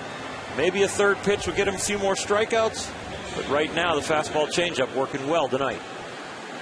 And Charlie Manuel, as he was removing him from the game, provoked a smile from Cole Hamels. Charlie Manuel had a little joke for him or something. John, we're talking about Cole Hamels and maybe his need for a third speed. Well, the hitters make adjustments. He got Casey McGee out with a changeup before. He sits on a changeup and hits it out of the ballpark. He got Corey Hart out with a fastball in on this particular pitch. Next time up, fastball in, and he hits it out of the ballpark. So they were looking for pitches that he had gotten them out with before. If he'd had a third pitch, a slider, a cutter, or something else to go to, maybe that wouldn't have happened. But a great job there by the hitters making adjustments to what, Cole Hamels has been doing to get them out during the ball game. Yeah, one of the things I believe in is he takes 1 pitch to compete at the big league levels, 2 to win, and 3 to dominate. And Cole Hamels has been winning, so he has 2 solid pitches. But to really dominate a game and to embarrass hitters and to really get through a lineup a little bit easier, I think that third pitch could be a necessity. Why do you want to embarrass the hitter? Well, why not just get him out? I know. Well, let's embarrass a few. You want to embarrass the guy. See, look at that. But I remember when he was the MVP in the postseason in 08, that curveball was a big weapon in his repertoire. He just, for whatever reason, had no confidence in it right now. It stopped being a weapon for him. Well, as Rich Doobie said, sometimes if he doesn't have the curveball working immediately, he abandons it. And maybe that's what he's talking about. I mean, he's going to have to stick with it sometimes. Yeah, there's no way that you want to get on Cole Hamels. He's having an outstanding year. They win this game, he'll be 4-2, and he'll be off to a great start. He could end up winning a Cy Young. But there's a guy on his team also that's doing pretty well at 6-1, Roy Halladay. But that would be, when you have aspirations not just to contend or even not just to win your division, but aspirations of going to the World Series and winning the World Series, having 2 of those kind of number ones. You want 2 lockdown starters. Well, what's interesting is we all know the Phillies going for their 3rd straight National League championship, and only goes back to 1942 Cardinals last time it was done. 42, 3, and 4, of course, but the Phillies first team that really have a shot at that from the National League. From the National League in the last few years. 3-1 the count to Glode, and a pop-up. Ricky Weeks. 2 men gone. I actually had a shot at that, and it didn't work. We won in 75-76, of course, and did not win in 77. What happened in 77? Well, it's a long story, but a short version is they traded Tony Perez. I'll give you, that's the short version. Sparky Anderson always said afterward that he realized after the fact when it was too late that Tony was a key. Right. Well, I think the people who made the trade felt that way, too. We didn't, the players didn't. Shane Victorino, the leadoff man. He's had 2 hits tonight. He had 3 hits in each of the last 2 games. First time in his career that Victorino had 2 consecutive 3-hit games. He was 3 for 5, 3 batted in on Friday, and 3 for 6 with 4 RBIs. Yesterday, first time in his career with 3 or more hits and at least 3 RBIs in each of 2 straight games. No RBIs for him tonight. 7 RBIs for him in this series. When you think about the Phillies, Ryan Howard, Chase Utley, Cole Hamels, Brad Lidge, but Shane Victorino is really the face of the intensity of the Phillies. You might have other guys that are the face of the organization, but he's the face of the intensity. That was a good intense face we were just showing there too. With the bubble gum. He's locked and loaded all the time. The way he plays center field, hard-nosed player, the way he runs the bases, the way he goes about his business. It might not even been no, it's not a bubble gum. It's a mouth guard he's got in there. He's grinding his teeth. He's so intense. 2-1 to the intense one. And 3-1 to Coffey, who came back to get glowed after falling behind 3-1. But now he's facing one of the hottest hitters on the planet, Shane Victorino. 8 hits in these 3 games, 7 RBIs. Even though he's small in stature, don't be afraid he might let this one loose, look for a home run. And instead he gets the walk. 3rd time he's been on base out of the leadoff spot. Keeps the inning going for Placido Polanco. Now this is a stolen base scenario. I think they all are. He did steal a base back in the first inning. I think when you're, especially in this situation, when you're ahead and you're trying to add on and the guy behind you is not a home run hitter per se, you try to get yourself in the scoring position. So we'll see if Victorino is going. He got 5 steals so far for the year, including 1 tonight that led to the first run. Polanco drove him in. Polanco 1 for 4. Coffey on the inside for a strike. And a semi-slide step. And Davey Lopes is the first base coach. He was one of the great base stealing threats in the game for many, many years. And Lopes, some say that he just decides himself if the guy's going to steal a base or not. Charlie Manuel has that much faith in Davey Lopes' feelings for it. That's a base hit into right center field, and Victorino will speed around to 3rd.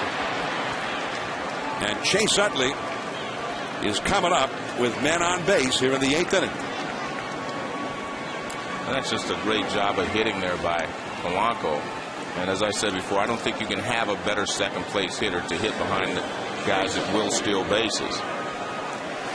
And he just, because the inside outs, a lot of balls have balls on the inside part of the plate, and he goes the other way. We've seen him do this for a double in the 1st inning, and here he drops a single into right field here in the 8th inning. Villanueva is going to be brought into this game now. Carlos Villanueva. Ken Maka is going to make the change right now. Villanueva, a right-hander who is very adept at getting left-handed hitters out. We'll find out soon. One of the best lefty in the game is coming up. Utley.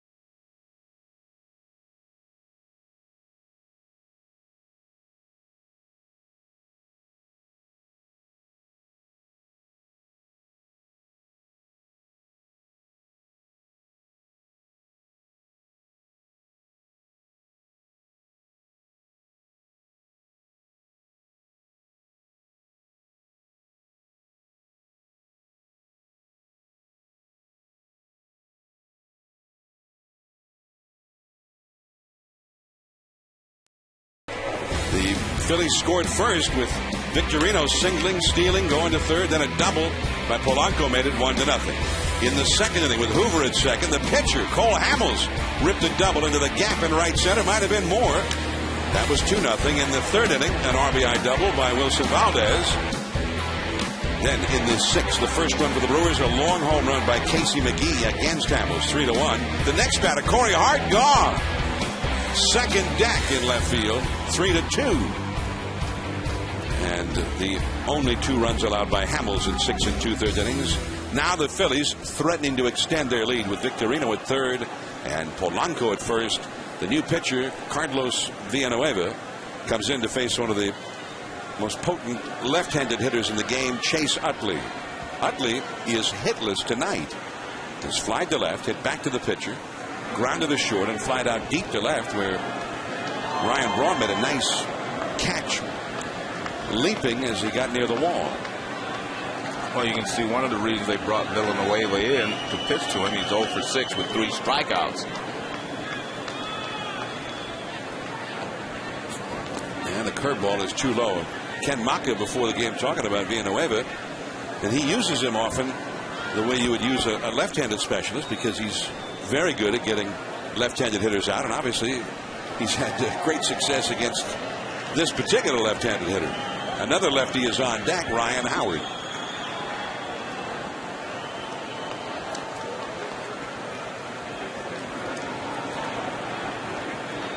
Brewers try to stay in this game in the 8th inning. And a foul out of play. A little late in that fastball. 1 ball and 1 strike to count with runners at first and third.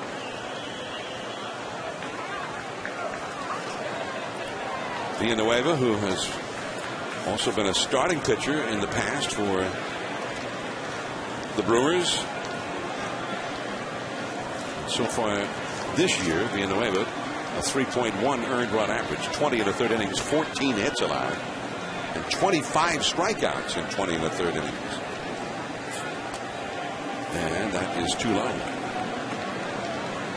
He has a very sharp curveball. He's thrown it to Utley twice here. The only thing dangerous about that is staying with the off-speed pitch right now is with a man on first and a man on third. There's a big hole over there on the right side of the infield, so that off-speed pitch allows the hitter to use that hole to get a nice routine ground ball through the hole. Sometimes you have to mix that fastball in to make him use the middle of the field a little bit more. In the dirt with a changeup. Save there by the catcher, Zahn, with that runner at third. I think most teams are convinced that Chase Utley can handle most people's fastballs, and that's why I'm sure he did not want to throw him one, but they're in a position now where he just about has to throw him one. It's 3-1 with Ryan Howard on deck. Well, you pick your poison right here. Do you want to face Utley with a 3-1 count, or do you want to pitch him tough and maybe have to face Howard with the bases loaded and 2 out? Howard 1 for 5 lifetime against Villanueva. 3-1 the count. He's got to be oh so careful here against a very powerful hitter, Chase Utley. Well, he's not giving in and getting him a fastball. It's a changeup. And that's pulled foul. So it's a full count. Were you stealing signs? Were you using binoculars? Are you have a guy out in the center field bullpen? Don't get me started on that.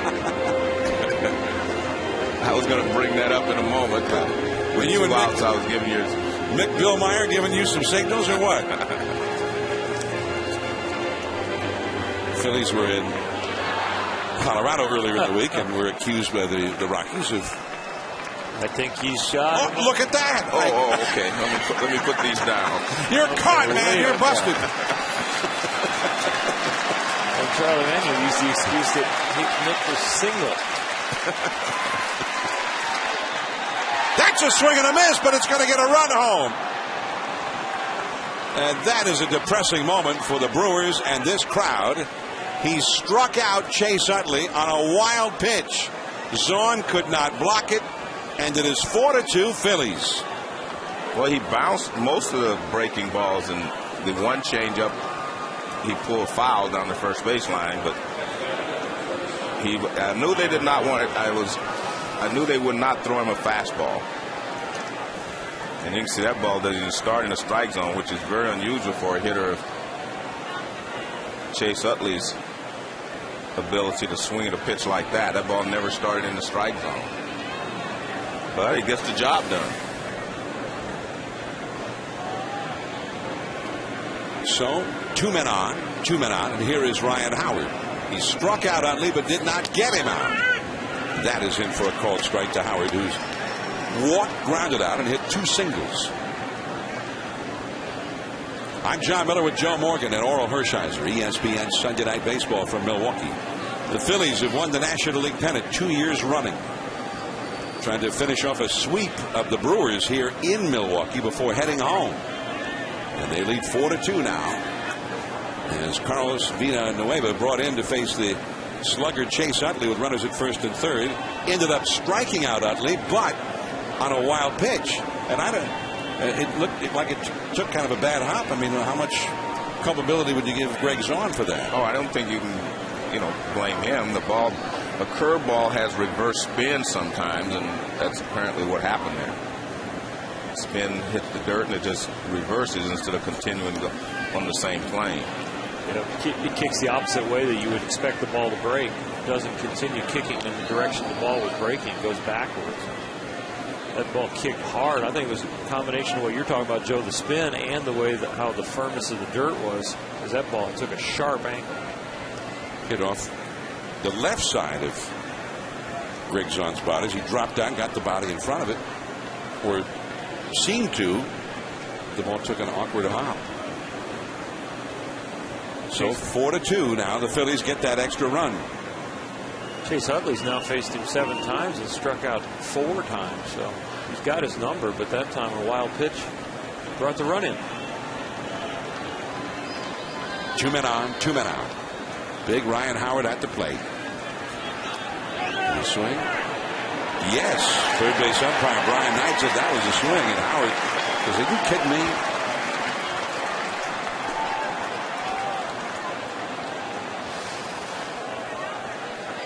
Here's that wild pitch. This ball is going to hit here and then go back the other way. It hits there instead of continuing on the way it was breaking it with the spin, reversed and went the other way. I mean, that was the classic pose, right? For a ball like that, drop to your knees, put the glove down in between the legs. But didn't come up and hit him squarely. So on out to chat with Villanueva. 2-2 the count. Polanco is the runner at second. Utley the runner at first. The Phillies ahead 4-2. And all of their runs have been just here and there. And that is definitely a swing. Strike 3. No wild pitch. Villanueva strikes out both Utley and Howard, and still they score a run. The big hitters up for the Brewers. Down by 2. Braun, then Fielder, then McGee. They'll take their best shot right here in the 8th inning.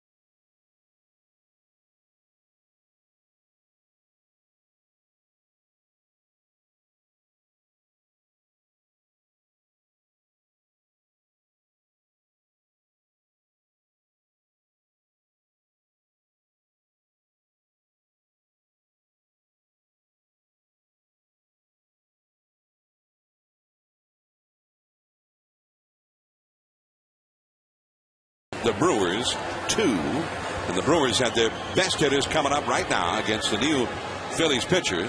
There he is, Danny Baez, Cuban emigre, and he's in his 18th game of the year. Braun 0 for 3 in the game, and a breaking ball low and outside for ball 1. Baez at one time was the classic Goose Gossage model closer. Came in throwing gas. He's had arm trouble and whatnot. He's sort of reinvented himself over the years.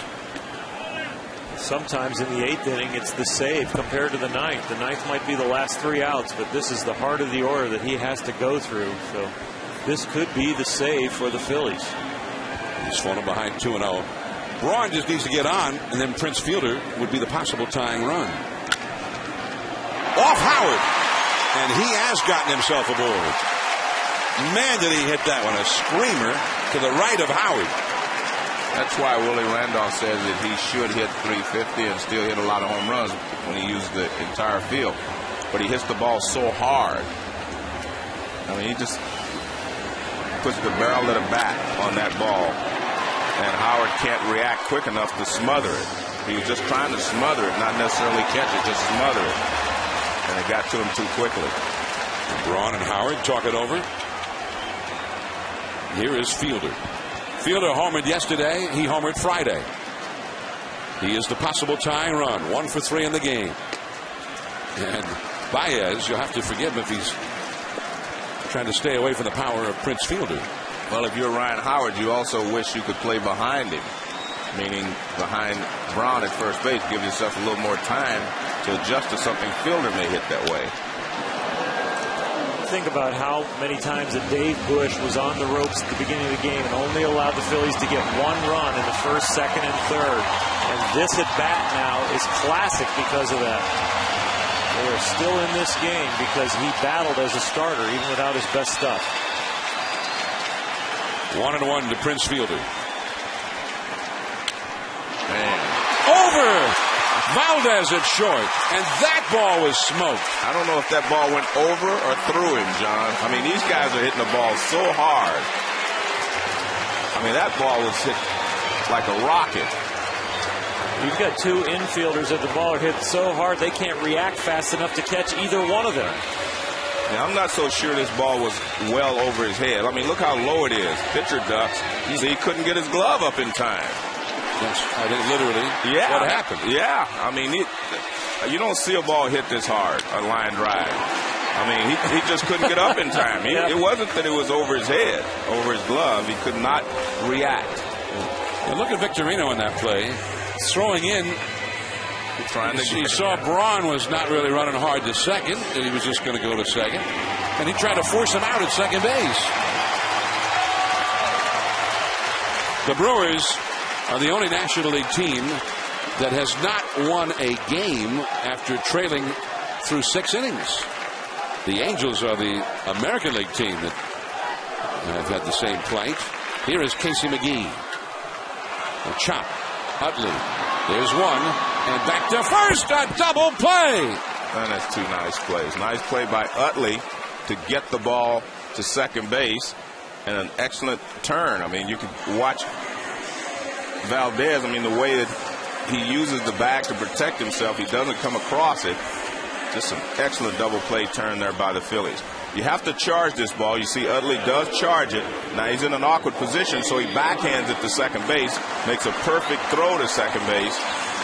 And Wilson Valdez, see how he gets rid of it quickly, does not go toward first base, just uses his arm strength, and they turn 2. Beautiful feed by Chase Utley. Yeah, one of the longer backhand feeds you're going to see. And right there. Yeah, accurate. And then Valdez turn. It's got to be hard to turn it quick when the ball's coming in so soft, Joe. You know, easier when it hits your glove hard. There's some velocity on that throw, but that exchange was real soft, and he still got rid of it quick. Corey Hart, who homered his last time, he's the possible tying run. And he swung the bat well tonight. He almost had a home run in the first inning, hit it out to deep center to the left of straightaway. If he pulled it even just a little bit more, might have had a home run then. Runner at third, 2 down. A big double play. The Phillies defense, which has been one of the foundations upon which their success has been built. Well, you see his momentum is coming this way, and he has to get the ball back to second base, and the perfect throw, high enough that Valdez had come across and wouldn't have to drop down and throw it. Perfectly done there by both Chase Utley and Wilson Valdez. Well, now it's 3-0 to Corey Hart. Now you've got Greg Zaun on deck. He's not a bad hitter, but he's not a powerful hitter as is Corey Hart. From the hole, Valdez. He got it. Big league arm right there, too. Valdez, the backup for the backup shortstop of the Phillies. And a defensive star here in the 8th inning. 4-2 Phils. We head to the 9th. Jason Worth coming up. Then Ibanez. And Valdez himself will be coming up. What a show.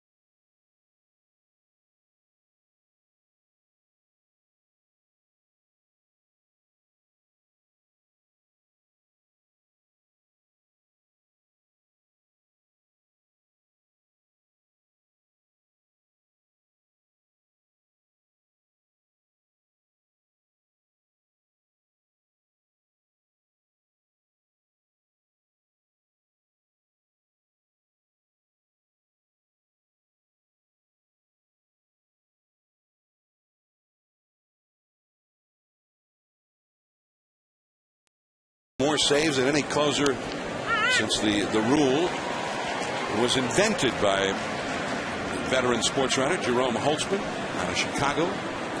But a little more than 40 years ago, 596 saves for Hoffman. Now just trying to keep the game within reach for the Brewers as he throws a called strike, and it's 0-2 to Jason Worth. Raul Ibanez and then Wilson Valdez will follow. They commemorate each save here at Miller Park. The banner, but not a save opportunity for him tonight, just trying to hold the deficit. The changeup, wow, put him away. But it's not been a good season for the 40-year-old Hoffman so far this year. He has 5 saves, but he's blown 4 saves. And his earned run average coming into play tonight was 12. 12 innings pitched, 16 runs, 17 hits allowed, 6 home runs allowed. The opponent's batting .327, very un-Trevor-like. Whenever you slump as an older player, they always wonder if you're through, but he has responded to those rumors throughout his career. And he'll probably respond again this year. Well, Hoffman, and he's had slumps in his career before, but never this early in the season that was just looked so bad on the numbers.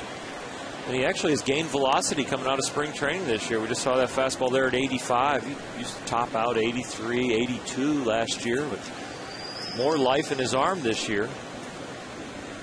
Struggling with the location. Broke into the big leagues in 1993. Left center, Ryan Braun.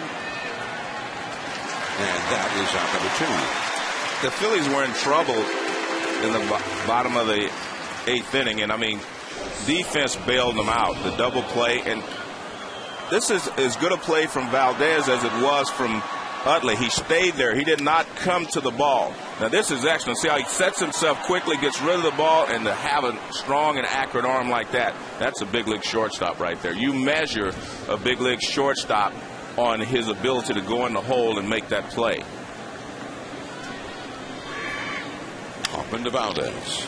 And McGee. A 7-pitch inning for Trevor. Vintage Trevor Hoffman, now 42 years old. The Brewers are down by 2. J.C. Romero up in the bullpen. We'll see what happens. Last of the 9th coming up.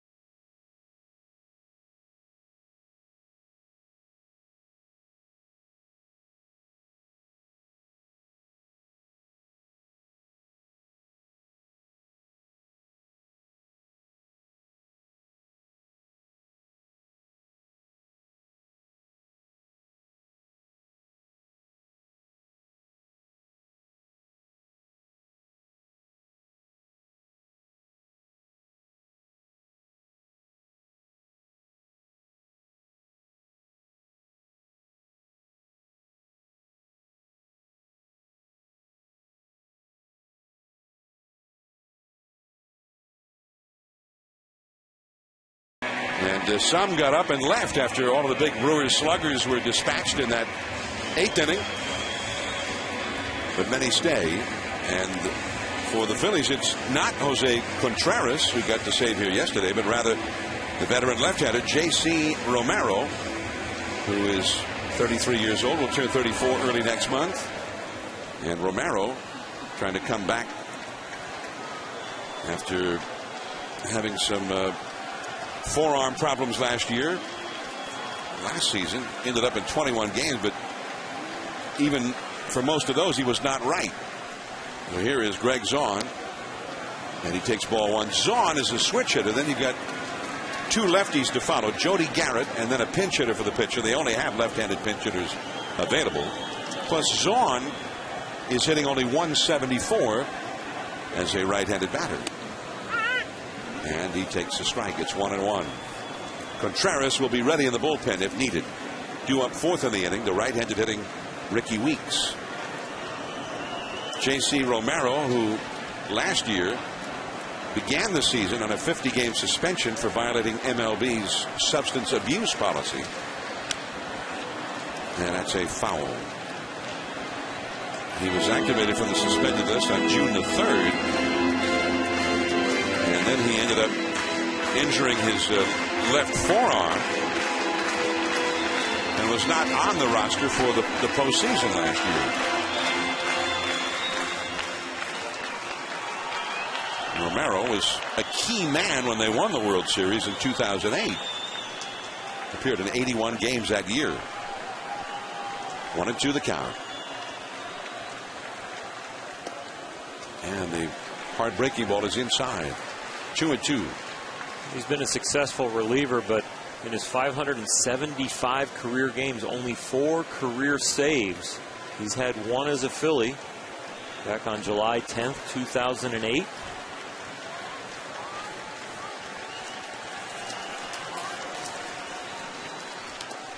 And it's fouled. Did you ever have any saves?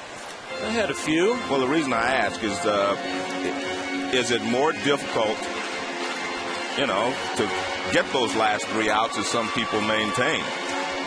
The one I remember most was the 88 NL playoffs. I pitched 7 innings the day before as a starter, came in and got bases loaded, 2 out against the Mets. I believe Jesse Orosco got Kevin McReynolds out, but yeah. Was that the save, though? That was a save. It was the last out. Okay. Yep. But I mean, now that was a save. Yeah. Underscored save. Well, I don't know. He only got 1 guy out. Oh, I pitched 7 innings the day before. Let's go. Let me get up for 3 air. guys One out time. You get 3 guys One out time. to get a John, save, man. Help me out, John. I agree with you, Joe, because yeah, I mean, 3 outs. I mean, get 1 guy out, 1 pitch. The guy pops it up. How tough was it that It wasn't 1 pitch. I think I got, well, maybe it was 1 pitch. Plus, he got everybody out that year. How tough was that? Right, exactly. It was easy. He was the bulldog. Let's watch the game. What was it? Give me the binoculars, Well, give me please. another save. Did you get another one where you actually, seriously, where you I think so, yeah. Came to the big leagues as a reliever. Didn't get in the rotation right away. I think I don't know how many career saves I had. Maybe 3 or 4. Same thing as JC here. But did you approach the last 3 outs like you did if you were pitching a complete game? I guess that was what I was getting at. Yeah, I think the last 3 outs are tougher. Okay, that's what I wanted to know from someone who's had to do it both ways. By the way, Orel had 5 regular season saves. See, I think the last 3 outs are tougher because the offense knows what they have to do. So the first 8 innings, the offense plays offense. But the 9th inning, the offense knows exactly what they need. They need 1 run, they need 2 runs. So strategy and exactly in the hitter's mind, you know what they want to do, and you have to get them out, them attempting to do that. This is the 9th pitch to Zahn. There's Valdez from shallow left field again. Right there. What an arm. I mean, he makes it look like it's a routine play, but that is a difficult play for a big league shortstop. But, I mean, watching real time, you'll see how quickly he gets over there and what he does. Gets rid of it quickly, right on the money. That's on the outfield grass. Look how long that throw is, and he just puts a string on it, right to the first baseman. Now, Jody Garrett. You know, Joe, how you talk about base running, you say there are guys who can steal bases and there's base stealers. Yeah. Well, I think there's guys who can play the field and then there's great fielders. Okay. When he needed to make those defensive plays in the 8th, he made them. He was there. That's the guy who's a playmaker. Jody Garrett has a single and a walk and is grounded out. And quickly behind to the count 0-2 here to Romero. Craig Counsell has come out on deck. 4-2 Phillies. Romero, this is his 7th game of the year. He's had only pitched 3 1/3 innings total in his first 6 appearances. 2 runs, 3 hits allowed. And he puts Garrett away just like that. 3 pitches and see you later. 2 down. By the way, somewhere Raleigh Fingers is laughing at you when you said you got that 1 guy out to get a save. Hey, Raleigh used to have to get 9 guys out. Bruce Gossett. Exactly. Yeah, and those Bruce guys. Suter. Yeah, they had to go from 7th inning on to get a save. By the way, for the record, yeah, Orel threw 3 pitches to Kevin 3 McReynolds in that postseason save. 3 strikes. Strike though, 1, John. strike 2, Pop up. strike 3. all right. 2 down. Here is Counsell, the veteran, trying to keep the Brewers alive in this one, hitting .283 for the year, and is hitting .357 as a pinch hitter. Although only 1 hit in his last 13 at bats. Phillies 1 out away from a sweep of the Brewers here in Milwaukee. And the Brewers 1 out away from their 8th consecutive home loss. They're heading to Cincinnati. The Reds moved into first place in their division today with a victory over the Cardinals. Jose Contreras got his first career save here yesterday. Romero has 4 in his career. And that ball rolls away, and it's 3-0 to Craig Counsell. And he may not have a chance to get this save if Counsell ends up getting a walk or somehow gets on. You've got right-handed hitters coming up afterward. Ricky Weeks, Alcides Escobar, Ryan Braun, and the right-hander Contreras getting ready in the bullpen. That's a strike on the outside. I'd be very surprised if Craig Counsell swings at this pitch. I think he's taken again for sure. 3-1. There is Contreras in the pen.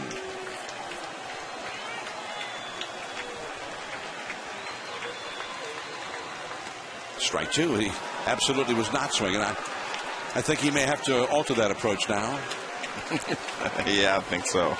He battled last night. He hit with the bases loaded last night. Ended up taking a fastball for strike 3. So I think he's going to be swinging here if it's close. There is Victorino. And the Phillies are heading home with a sweep of the series. 10 games over 500 atop the National League East by 4 full games over Washington and Florida. And for the Brewers, they're heading to Cincinnati in a date with the first place Reds. And they are 6 games back of the Reds now. And they have just lost an entire homestand. 6 in a row on this homestand and 8 straight home games overall. Tonight's Chevrolet player of the game is Phillies starter and winner, Cole Hamels. He went 6 2/3, 2 runs, 6 hits allowed. He is the Chevrolet player of the game. Phillies tonight, not a whole lot of offense. Just a run here, a run there, no home runs. Never more than 1 run in an inning. But strong defense, strong starting pitching. Cole Hamels. That shows you why they're such a good team, John. They can beat you in so many ways. 4-2 the final. Bush took the loss. Romero got his first save of the year. The Sports Center is next on ESPN. We'll see you next Sunday from the Subway Series in New York. This has been a presentation of ESPN, the worldwide leader in sports. Now for Joe Morgan, Oral Hershiser, and our